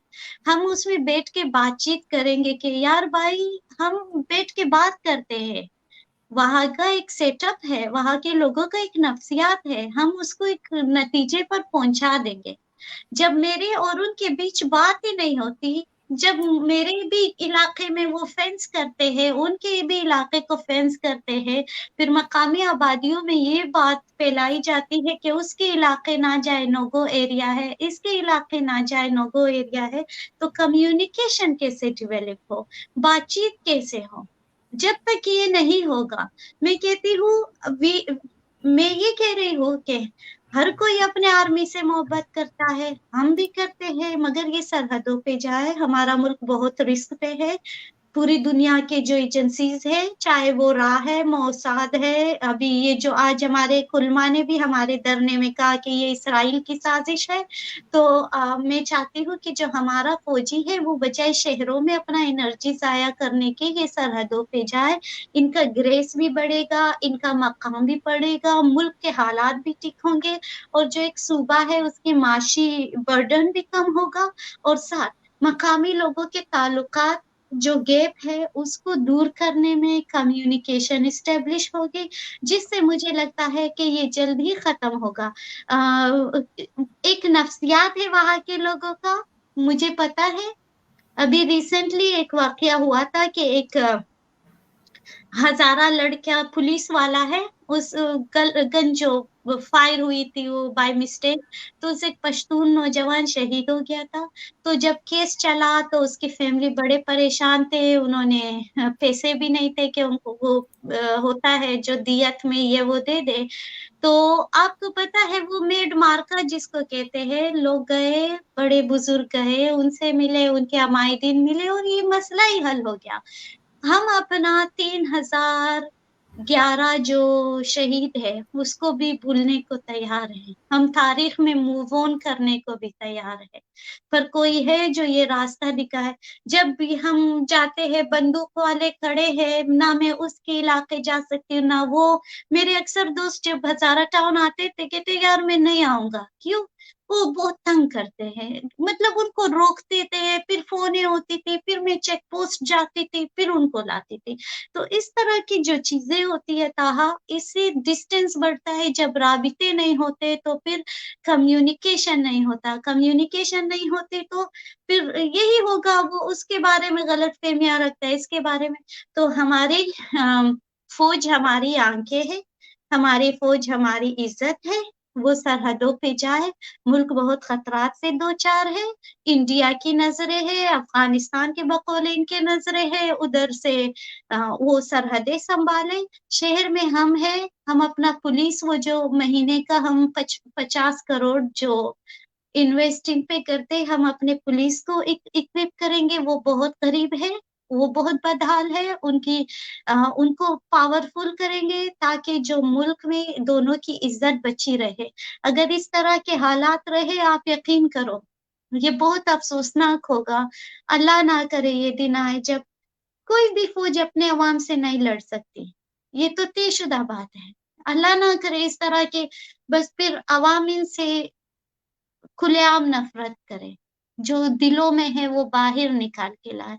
तो इट्स अ फेथ सेविंग के दे शुड गो बैक। मेरे बाद शायद उनको बिटर लगे, उनको बुरा लगे, मगर 10 साल बाद शायद वो रियलाइज करे कि उनकी जो इज्जत है इसी में है, कि they should now go back. Definitely मेरा ख्याल है इस पे हम अपने जो ये कॉन्वर्जेशन है इसको तो एंड करेंगे, लेकिन साथ में कमेंट्स लेंगे अभी जो आई हैं। लेकिन जलीला आपने जिस तरीके से कहा वो मेरा ख्याल है हम सब अग्री करेंगे इस बात से कि जो प्रॉब्लम है सिक्योरिटी इश्यूज का, वो सिक्योरिटी फोर्सेस का अपना एक प्रेजेंस का प्रॉब्लम ज़्यादा है। आई थिंक बलूचिस्तान को डीमिलिटराइजेशन की ज़रूरत है। बलूचिस्तान में इस वक्त ये बहुत ज़्यादा ज़रूरत है कि जो सिविलियन इंफ्रास्ट्रक्चर है या सिविलियन फोर्सेस हैं या जो सिविलियन सेटअप्स हैं उनको सामने लाया जाए, जो ताकि आपस में रवाबित बढ़े। ये ना हो कि जिस तरीके से जाफर भी जिक्र कर रहे थे कि जो गेटोइजेशन हो रही है, शियास की गेटोइजेशन हो रही है, फिर बलोचों की को भी जिस तरह से हमने डेमोग्राफिक्स चेंज के बारे में बात किया वो हो रहा है। और इन तमाम चीज़ों के अंदर मिक्स में हम देखते हैं कि जो इंटरनेशनल या فورن ایلیمنٹس ہیں وہ پھر ان چیزوں کو ایکسپلائٹ کرنے کی کوشش کرتے ہیں، کیونکہ پاکستان اپنی ایک انوالومنٹ رکھتا ہے ہمیشہ سے. ہم نے دیکھا ہے کہ جو کشمیری ملیٹنسی ہے یا افغان ملیٹنسی ہے جو کہ بلوچستان سے ہے، کشمیری ملیٹنسی ہے جو کہ پنجاب سے ہے، تو وہ یہ جیو پالیٹکس کے اندر یہ بہت ٹٹ فور ٹیٹ بھی نظر آتا ہے، اور بلوچستان شاید اس کا بھی وکٹم ہوتا ہے، جس کی وجہ سیکورٹی فورسز کی اپنی ڈومیننس اور اپنی اوور پریزنس ہے ان سیویلین میٹرز. کچھ کامنٹس ہیں ہمارے پاس جو کہ میں پہلے ڈسپلے کرنا چاہوں گا، اس کے بعد پھر ہم اس میں سے کچھ سوال بھی تھے شاید، تو وہ سوال بھی ہم لیں گے.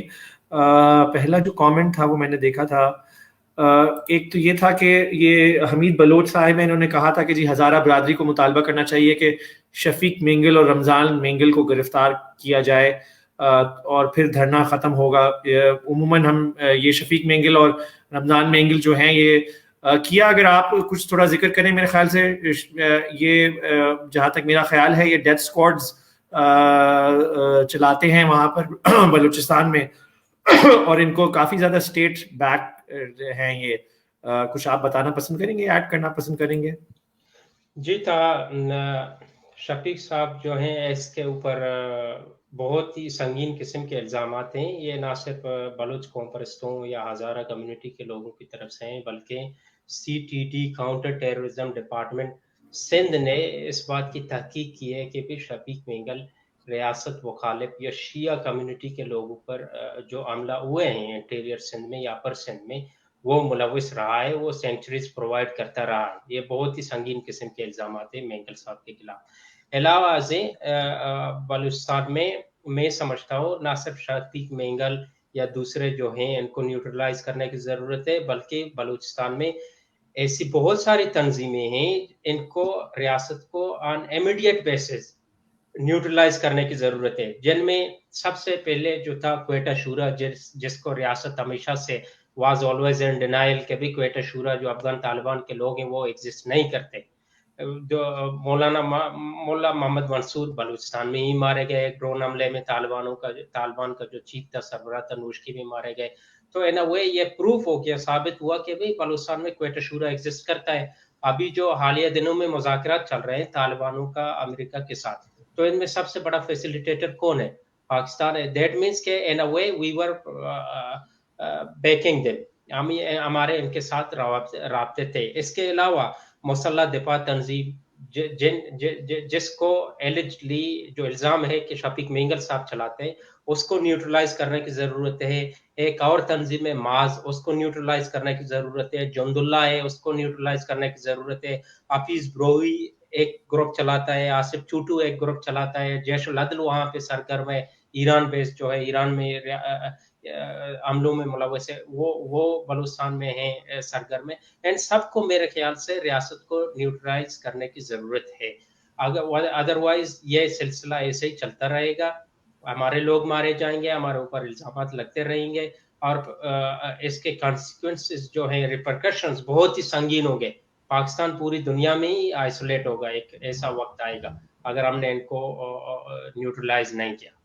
ڈیفینیٹلی. آئی مین یہ تو وہی اگر یاد ہو ڈان لیکس میں نواز شریف صاحب نے ایک دفعہ ذکر کیا تھا اسی حوالے سے، جب وہ پرائم منسٹر تھے، کہ پاکستان آئسولیٹ ہو رہا ہے، تو انہوں نے پوری نواز شریف کی گورنمنٹ ہی ہٹوا دی، اور اس رپورٹر کے ساتھ جو کیا، ہمارے دوست سرل المیڈا کے ساتھ جو کیا، اور ڈان اخبار کے ساتھ جو کیا، صرف اس وجہ سے کہ کیونکہ وہ ایک یہ آنیسٹ کانورزیشن ہو رہی تھی. پرائم منسٹر خود کہہ رہے تھے اور چیف منسٹر خود کہہ رہے تھے کہ پاکستان آئسولیٹ ہو رہا ہے، لیکن اس کے باوجود ہماری جو اسٹیبلشمنٹ ہے، جو فوج ہے کی لیڈرشپ ہے، انہوں نے یہ کنٹینیو رکھا ہوا ہے اسی طریقے کے حالات. دوسرا جو سوال ہے وہ جلیلہ صاحبہ کی طرف میں لے کے جاؤں گا. میرا سوال جلیلہ حیدر سے ہے. یہ سعید بلوچ ہیں. موجودہ حالات میں ہزارہ برادری کو کیا کرنا چاہیے؟ کیا چند روز روڈ بند کرنے کے بعد خاموشی سے اپنے پیاروں کو دفنائیں اور اگلے اٹیک کا انتظار کریں؟ اس کے ساتھ ساتھ لیکن ایک اور دوسرا سوال جو تھا، جو کہ میں دکھانا چاہ رہا تھا، وہ تھا یہ والا سوال تھا ایکچولی فارس بلوچ کا تھا، کہ اگین جلیلہ سے، کہ کیا یہ بہتر نہیں کہ ہزارہ بلوچ مزاحمت میں شامل ہو جائیں؟ وہ شہید تو ویسے ہی ہو رہے ہیں، مزاحمت میں شامل ہو کر وہ اپنی قوم کا دفاع کر سکتے ہیں. کیا کہیں گی اس حوالے سے آپ جلیلہ؟ فارس میرا اگر میرا ول ہو تو آف کورس مزاحمت کے بغیر تو مجھے کوئی راستہ نظر نہیں آتا، کیونکہ جو سامنے والا اگر آپ کی شیرگے کاٹ رہا ہو تو آپ تو اس کے گلے میں پھول نہیں ڈالو گے، آپ کو بھی تو کوئی راستہ اپنانا ہوگا. مگر چون کے مجھے لگتا ہے میرا قوم نہایت خوفزدہ ہے. میرا قوم 20 سال سے اتنا برا آئسولیٹ ہوا ہے کہ وہ اب ہر ایک کو شک کی نگاہ سے دیکھتے ہیں، کیا یہ میرا ہمدرد ہے یا میرا دشمن ہے. ان کو منظم کرنے کی بہت ضرورت ہے. ان کو سب سے پہلے اس جو نظریاتی آئسولیشن ہے کہ وہ یا ان کی صرف آئیڈینٹی ہزارہ ہے یا شیعہ ہے، اس سے نکالنا ان کو بڑا ضروری ہے. ان کو پاکستان کے جو اور پھر خاص کر بلوچستان کی جو تحریکیں ہیں، سیاسی تحریکیں ہیں، ان کی اسٹڈی کرانا، ان کو نوجوانوں کو خاص کر ان کو ایجوکیٹ کرنا بڑا ضروری ہے، کیونکہ ان چیزوں پہ کوئی کام نہیں ہوا ہے، جس کی وجہ سے مجھے لگتا ہے کہ تا وقت کے تیار نہ ہو یہ جو ہے بڑا مشکل کام ہے. پھر اس میں نے مینشن کیا کہ ہمارے جو اندر ہے وہاں بڑے مسائل ہے لوگوں کے، تو وہ بس کہتے ہیں یار جان بچاؤ، بس جو بچ گیا سو بچ گیا. جیسے میرے 90,000 جو کمیونٹی کے لوگ ہیں وہ آسٹریلیا، یورپ کی طرف شفٹ ہوئے، اور آپ کو نے سنا ہوگا کہ 200 افراد کی بھی کشتیاں جو ہے پانی میں ڈوب گئی. ایک آسٹریلین جرنلسٹ آیا کہ انٹرویو کرنے کہ آپ لوگ لیگل نہ آئے، تو مین وائل میں کچھ فیملیز کے پاس لے گئے، ایک شہید کے فیملی کے پاس، کہ ریزن بتاؤ کہ یہ لوگ کیوں آتے. تو شی سیڈ کہ میں اپنا بیٹا بھیج رہی ہوں، دوسرا بیٹا آسٹریلیا. تو پھر میں نے کہا خالہ پیسے کہاں سے آئے گا؟ جو سرکار نے پچھلے بیٹے کی شہادت کا جو کمپنسیشن دیا تھا اس کے بدلے جو ہے میں دوسرے بیٹے کو آسٹریلیا بھیجوں گی. پھر میں نے کہا خالہ پر وہ بہت خطرناک ہے، وہ راستہ اللہ نہ کرے کوئی ہو. انہوں نے کہا کہ نامعلوم کی گولی سے اچھا ہے کہ مجھے یہ تسلی ہو کہ اسے شارکوں نے کھایا. This is the word of a mother. اور ہم اس بات کو جب ہم بلوچ بہادر لوگ ہیں، بلوچوں کا حساب کتاب اچھا ہے، ہم لوگوں کے ساتھ ابھی ہم صرف نقصان کا حساب رکھ رہے ہیں فی الحال، تو وقت لگے گا. اور دوسرا ہزاروں کو تدفین کرنا چاہے، میں نے بتا دیا کہ ہمیں بہت نوجوانوں کو پہلے اس نریٹو سے نکالنا ہوگا کہ ان کو ایک برین واش کیا گیا ہے کہ شہادت افتخار من، شہادت میرا فخر ہے، ہمارا افتخار زندگی ہے.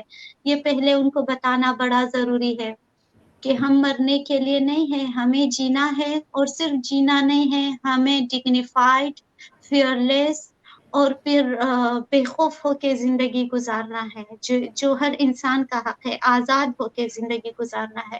طویل جنگ ہے، بہت طویل ہے. تدفین کریں گے آف کورس، آخر میں یہی ہوگا.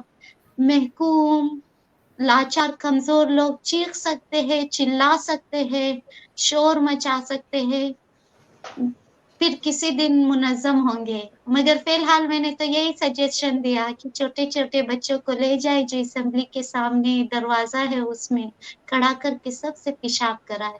اور ہم مزاحمت اور کچھ نہیں کر سکتے، یہ کر سکتے ہیں ہم ان کو خطیں لکھ سکتے ہیں اننون ناموں سے، ان کو بہت سارے لیٹر لکھ سکتے ہیں، یہ ہم کر سکتے ہیں. یہ تحریکیں ہیں جو شاید بغیر بندوق کے بھی چل سکتی ہیں، یہ ہم کر سکتے ہیں. اگر میں کوئٹہ میں ہوتی آج، میں اپنے بچے ہائی کورٹ اور اسمبلی کے سامنے لے جا کے اس پہ پیشاب کرواتی، کیونکہ یہ جگہ کم از کم ہماری نمائندگیاں نہیں کرتے، یہ جگہ محکوموں کی نمائندگی نہیں کرتے. جب یہ نہیں کرتے ہیں تو میک پبلک ٹوائلٹ، وہ عام لوگوں کے لیے بڑے کام کی جگہ ہے. بالکل بالکل. ہم دیکھ رہے ہیں کہ یہ تو ڈیفینیٹلی جو ہمارے ملک میں ڈیموکریسی ہے وہ تو صرف آن پیپر ہے. ایکچولی تو جو ڈیموکریسی ہے وہ بہت حد تک سلیکٹڈ ہے. بلوچستان میں تو یہ BAP کے نام سے جو انہوں نے ایک پورا کریٹ کی ہے جماعت، جس طریقے سے وہ اس سے پہلے بھی بلوچستان میں عموماً پارلیمنٹ اور یہ جو بلوچستان اسمبلی ہے اس کی تو کوئی پاور نہیں ہے. اصل پاور سینٹرل تو FC ہے شاید پرہیپس ہمیں ان کے ایف سی کے ہیڈ کوارٹرز کے باہر جا کے بھی کرنا چاہیے, جس طریقے سے ابھی پی ڈی ایم والوں نے بھی یہ ذکر کیا کہ ہم جو لانگ مارچ ہیں وہ اسلام آباد کی طرف لے کے جانے کی کوشش کریں گے, لیکن اسلام آباد ہمارا اصل مقصد نہیں, اصل مقصد تو راول پنڈی ہے, کیونکہ Rawalpindi is the one that actually runs the policies in the country. میرا آخری سوال ہے, جعفر کی طرف آؤں گا. ایک عقیل صاحب ہیں, انہوں نے ایک سوال کیا تھا جعفر صاحب سے, اور اس کے بعد پھر ہم اس کانورسیشن کو اختتام کی طرف لے کے جائیں گے. میں دیکھوں گا اگر کوئی اور سوال ہوئے تو شاید اگر کچھ ضروری سوال ہوئے تو وہ پوچھ سکوں, لیکن کیونکہ ہم ٹائم سے بہت اوور جا چکے ہیں تو اس لیے میں اس کو اختتام پہ لے کے جانے کی کوشش کروں گا. عقیل محبوب بلوچ ہیں, وہ یہ کہہ رہے ہیں کہ اس ریاست میں مائنورٹیز کو کیوں ٹارگٹ کیا جاتا ہے, کوشچن فار جعفر اے مرزا. آپ نے اس بارے میں پہلے بھی ذکر کیا تھا شاید, لیکن تھوڑا سا ہمیں اگر انکلوڈنگ ریمارکس میں اگر بتا سکیں جعفر. میرے خیال سے اس کے مختلف جواب ہو سکتے ہیں. میں اس کا شروع یہ کروں گا کہ ایک انسیکیور میجورٹی ہے جس کو مختلف مائنورٹی سے اننیسیسری خطرے اور ایک انسیکیورٹی ہے, اور جیسے میں نے پیچھے بات کی تھی کہ جب تک آپ کیا کہتے ہیں ایک مخصوص سوچ کو جب آپ سوسائٹی میں لاتے ہیں تو اس کے کانسیکوینسز ریپرکشنس ہوتے ہیں. تو پہلے آپ نے جب آزادی کا وقت تھا تو یہ پارٹیشن کا وقت تھا, آپ نے پہلے ہندوؤں کے خلاف ایک نیریٹو بلڈ کیا, پھر ایولیوشنری پروسیس کے اندر آپ نے پھر مختلف مائنورٹیز کے ساتھ وقتاً فوقتاً آپ نے ڈفرینٹ نیریٹیو کو بلڈ کرتے رہے. اب وہ نیریٹیو ایک قسم کا آپ کی سوسائٹی کے اندر بیٹھ گیا, امبیڈڈ ہے آپ کی سوسائٹی کے اندر نا. اب وہ کرسچنس کے لیے ان کے پاس ڈیروگیٹری ورڈس ہیں, شیعہ کے لیے ڈیروگیٹری ورڈس ہیں, ہندوؤں کے لیے ڈیروگیٹری ورڈس ہیں. تو اب مسئلہ یہاں صرف ریاست کا نہیں رہا, جو اینٹی مائنورٹی ہیٹ ہے وہ آپ کے عام لوگوں تک پہنچ گئی, جس کے اثر ہمیں ریاست میں اندر بھی نظر آتے ہیں اور نان ریاستی جو ادارے ہیں یا جو لوگ ہیں آپ ان میں بھی نظر آتے ہیں. تو اس کا ایک سمپل جواب یہ کہ آپ نے جو 70 سالوں سے مختلف مائنورٹیز کے خلاف ڈفرینٹ آرگنائزیشنس کو فنڈ کیا, ڈفرینٹ لوگوں کو آپ آگے لائے, یہ اس کا نتیجہ ہے, اور یہ اس کو انڈو کرنے کے لیے بھی آپ کو کئی سال چاہیے. یہ اس کا مختصر جواب. بالکل ڈیفینیٹلی. جس طریقے سے ہم دیکھتے ہیں کہ مطلب اسٹیٹ کو پرو ایکٹیولی کچھ کرنا پڑے گا. ابھی تو ہم دیکھتے ہیں کہ عموماً اسٹیٹ ری ایکٹیولی رسپونڈ کرتی ہے, اور ری ایکٹیولی بھی جب رسپونڈ کرتی ہے تو وہ عموماً بلیم گیمز کے اندر چلی جاتی ہے اور اپنی رسپانسبلٹی سے بری ہونے کی کوشش کرتی ہے اور ایکسٹرنل ایلیمنٹس اور ایکسٹرنل فیکٹرز کی طرف جاتی ہے. کچھ اور کامنٹس تھے جو کہ میں ڈسپلے کرنا چاہ رہا تھا, صرف ان پہ ہم جوابات نہیں لیں گے, لیکن ہم ان کو ڈسپلے کر دیں تاکہ جو لوگ جنہوں نے ہمیں جوائن کیا ہے وہ اس حوالے سے.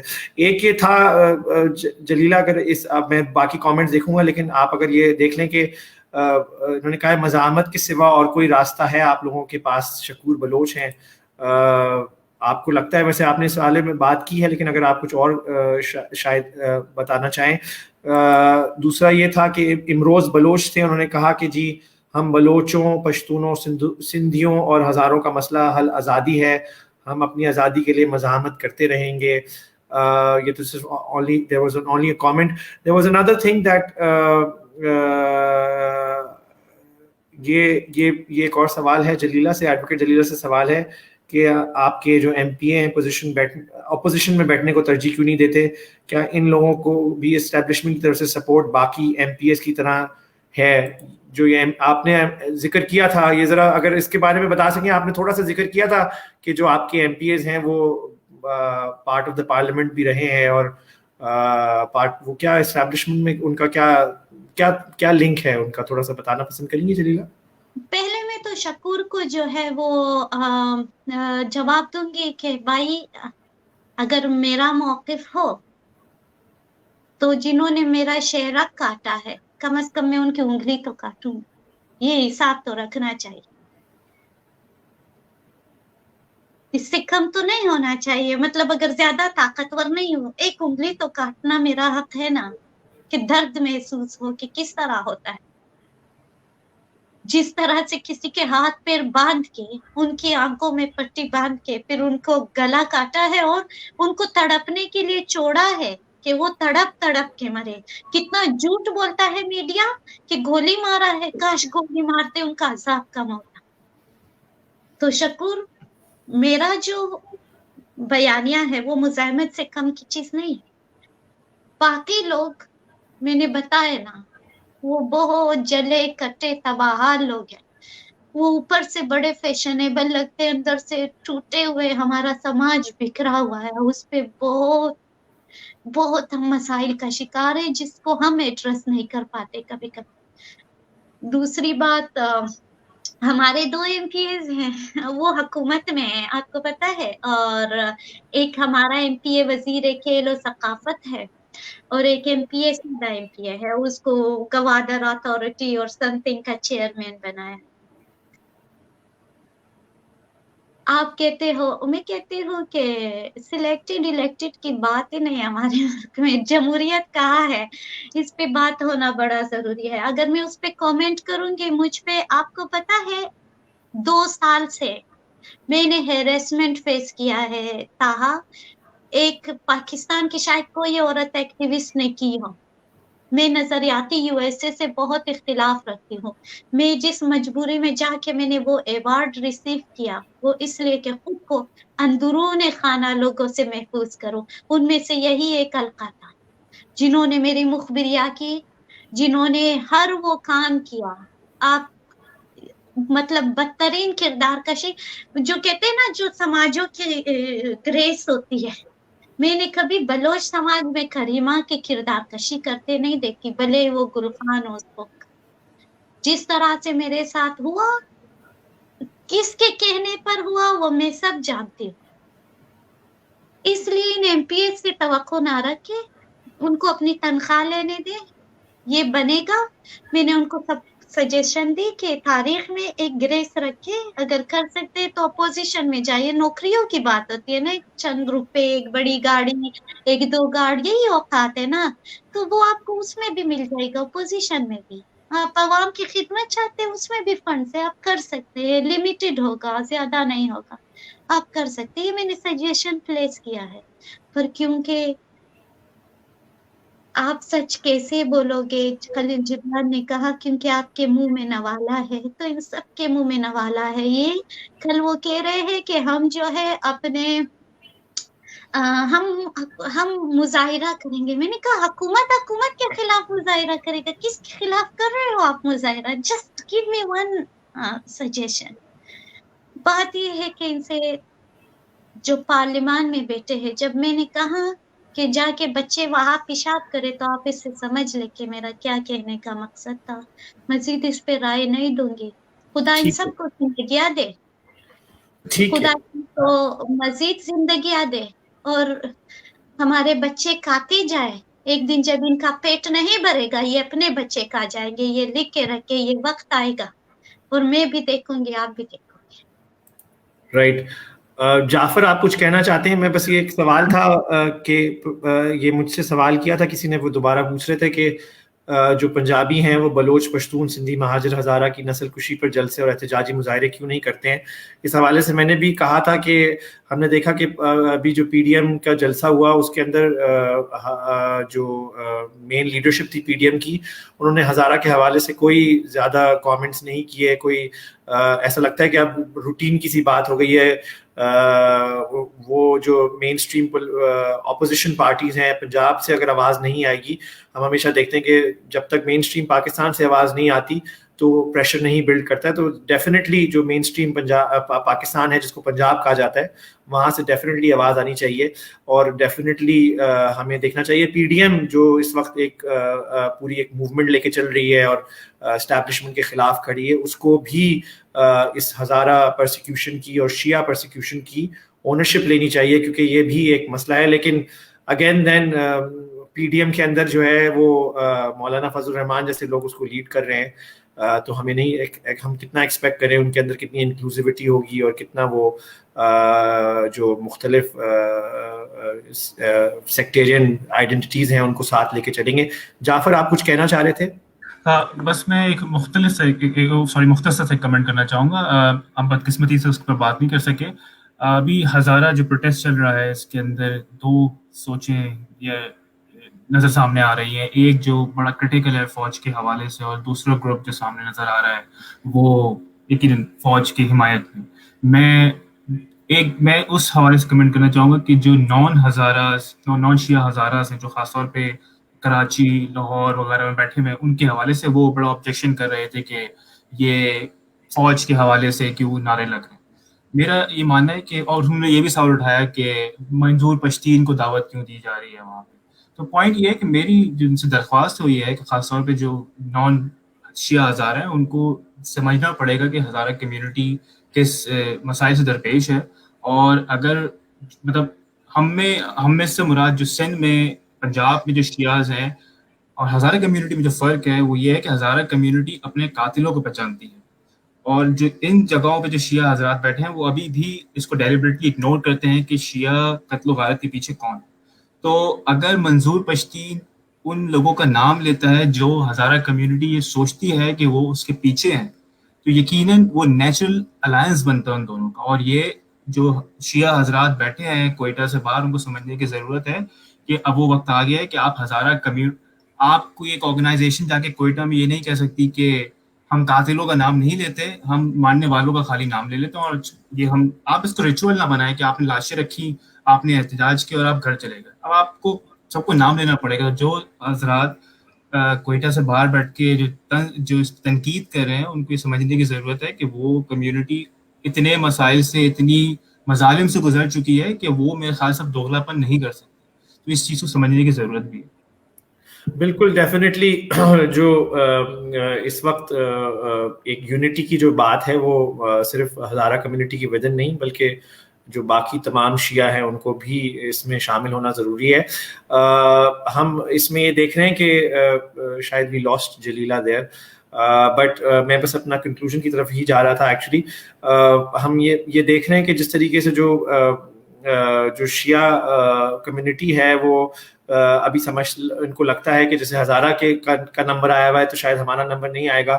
یہی اس طریقے سے ہم نے دیکھا تھا کہ پہلے جو احمدی کمیونٹی کے خلاف جس طریقے سے اسٹیٹ پرسیکیوشن ہوئی اور اسٹیٹ کے خلاف اسٹیٹ نے لاز بنائے، اور پھر وہ ایونچولی جو ابھی اس وقت ہم دیکھ سکتے ہیں کہ احمدیز کے ساتھ جو پرسیکیوشن ایک عام ہوتی جا رہی ہے. تو ہم اس پہ ہمیشہ یہی کہتے ہیں کہ آج یہ جرنلسٹ بھی ہماری کمیونٹی میں یہی کہا جاتا ہے کہ جی اگر ہم آج آواز نہیں اٹھائیں گے تو کل ہمارے خلاف بھی آیا جائے گا. اسی لیے آواز اٹھانا بہت ضروری ہے. اور آج کا اس شو کا مقصد بھی، جلیلہ واپس آ گئی ہیں، آج کا اس شو کا مقصد بھی یہی تھا کہ ہم آواز اٹھائیں اور ہم مختلف جو پرسپیکٹیوز ہیں جس میں ہزارہ کمیونٹی کا اپنا پرسپیکٹیو ہے. جلیلہ نے بہت ایسی باتیں کی جس میں شاید ہم جذبات بھی انوالو تھے، کیونکہ بیسکلی ایک ایسا ثانیہ ہے جس میں ہمارے ایموشنز ڈیفینیٹلی انوالو ہو جاتے ہیں. اور بار بار یہ جب ہو اور جب کچھ اسٹیٹ کی طرف سے کوئی نظر نہ آئے، کوئی رسپانس نہ آئے، کوئی کانکریٹ رسپانس نظر آئے، تو پھر عموماً پھر اسی طریقے کے جذبات ابھر کے سامنے آتے ہیں. تو اسٹیٹ کو ہوش کے ناخن لینے ہوں گے، اور جو ریاست ہے اس کو سمجھنا ہوگا کہ کس طریقے سے سب کو ان کو ہماری جو ڈفرینٹ کمیونٹیز ہیں ان کو ساتھ لے کے چلنا ہے، یا جو یہ دہشت گرد تنظیمیں ہیں اور جو ان کی ایک وار اکانومی ہے اور ان کا جو اینٹی ایک شیعہ سینٹیمنٹ ہے اس کو فروغ دینا ہوگا جو ہم دیکھ رہے ہیں. کیونکہ یہ ٹرینڈ پھر جو ہے ملک کو اندر سے امپلوڈ کرے گا. اور ہم بار بار دیکھتے ہیں کہ یہ امپلوژنز ہوتے ہیں. یہ جو وائلنس ہے یہ رکتا نہیں ہے. وائلنس جب آتا ہے تو پھر وائلنس سب کو اپنی لپیٹ میں لے لیتا ہے. تو بہت ضروری ہے کہ جو پاکستانی ریاست ہے وہ اس بات پہ فوکس کرے اور اس بات پہ توجہ دے. اور ابھی بھی وقت نہیں گزرا ہے. ابھی بھی جیسے کسی ایک ہمارے کامنٹس والے کسی صاحب نے کہا کہ جی بار بار یہ ذکر آتا ہے 1971 بنگلہ دیش میں جو ہوا، بنگلہ دیش میں جس طریقے کا وائلنس ہوا، جس طریقے کی ڈسکرمنیشن ہوئی، ہم بلوچستان میں بھی وہی دیکھتے ہیں، ہم پشتون علاقوں میں بھی وہی دیکھتے ہیں. تو ریاست کو جو ہے سیکھنا چاہیے. ریاست نہیں سیکھی ہے ابھی تک، لیکن ہماری اس آج شاید کانورزیشن سے وہ سن کر کچھ ان کے ٹرولز آئے ہمارے اس کانورزیشن میں بھی. میں نے کوشش کی ان کو بین اور ڈیلیٹ کر دیا کیونکہ ہمیں ٹرول سے انگیج نہیں کرنا چاہیے. لیکن آئی ایم شیور ان تک یہ بات پہنچے گی، ہمارے میسیجز پہنچیں گے، ہماری کانورزیشن پہنچے گی. تو ہمارا مقصد یہی ہے کہ اس کانورزیشن سے وہ بھی کچھ سیکھیں اور ہم نے بھی کچھ سیکھا ہے آج آپس میں ایک دوسرے سے بات کر کے. میں بہت شکریہ ادا کروں گا اپنے تمام گیسٹس کا اور تمام ان ناظرین کا جنہوں نے جوائن کیا ہمیں. اور ساؤتھ ایشیا پریس کو ضرور فالو کیجیے گا، فیس بک پہ بھی، ٹویٹر پہ بھی، یوٹیوب پہ بھی. ہم اسی طریقے کی مختلف قسم کی ٹاکس کرتے رہیں گے ساؤتھ ایشیا پریس پہ، اور ڈیفینیٹلی دوبارہ ملاقات ہوگی ہم سب کی. بہت شکریہ جی. بہت شکریہ.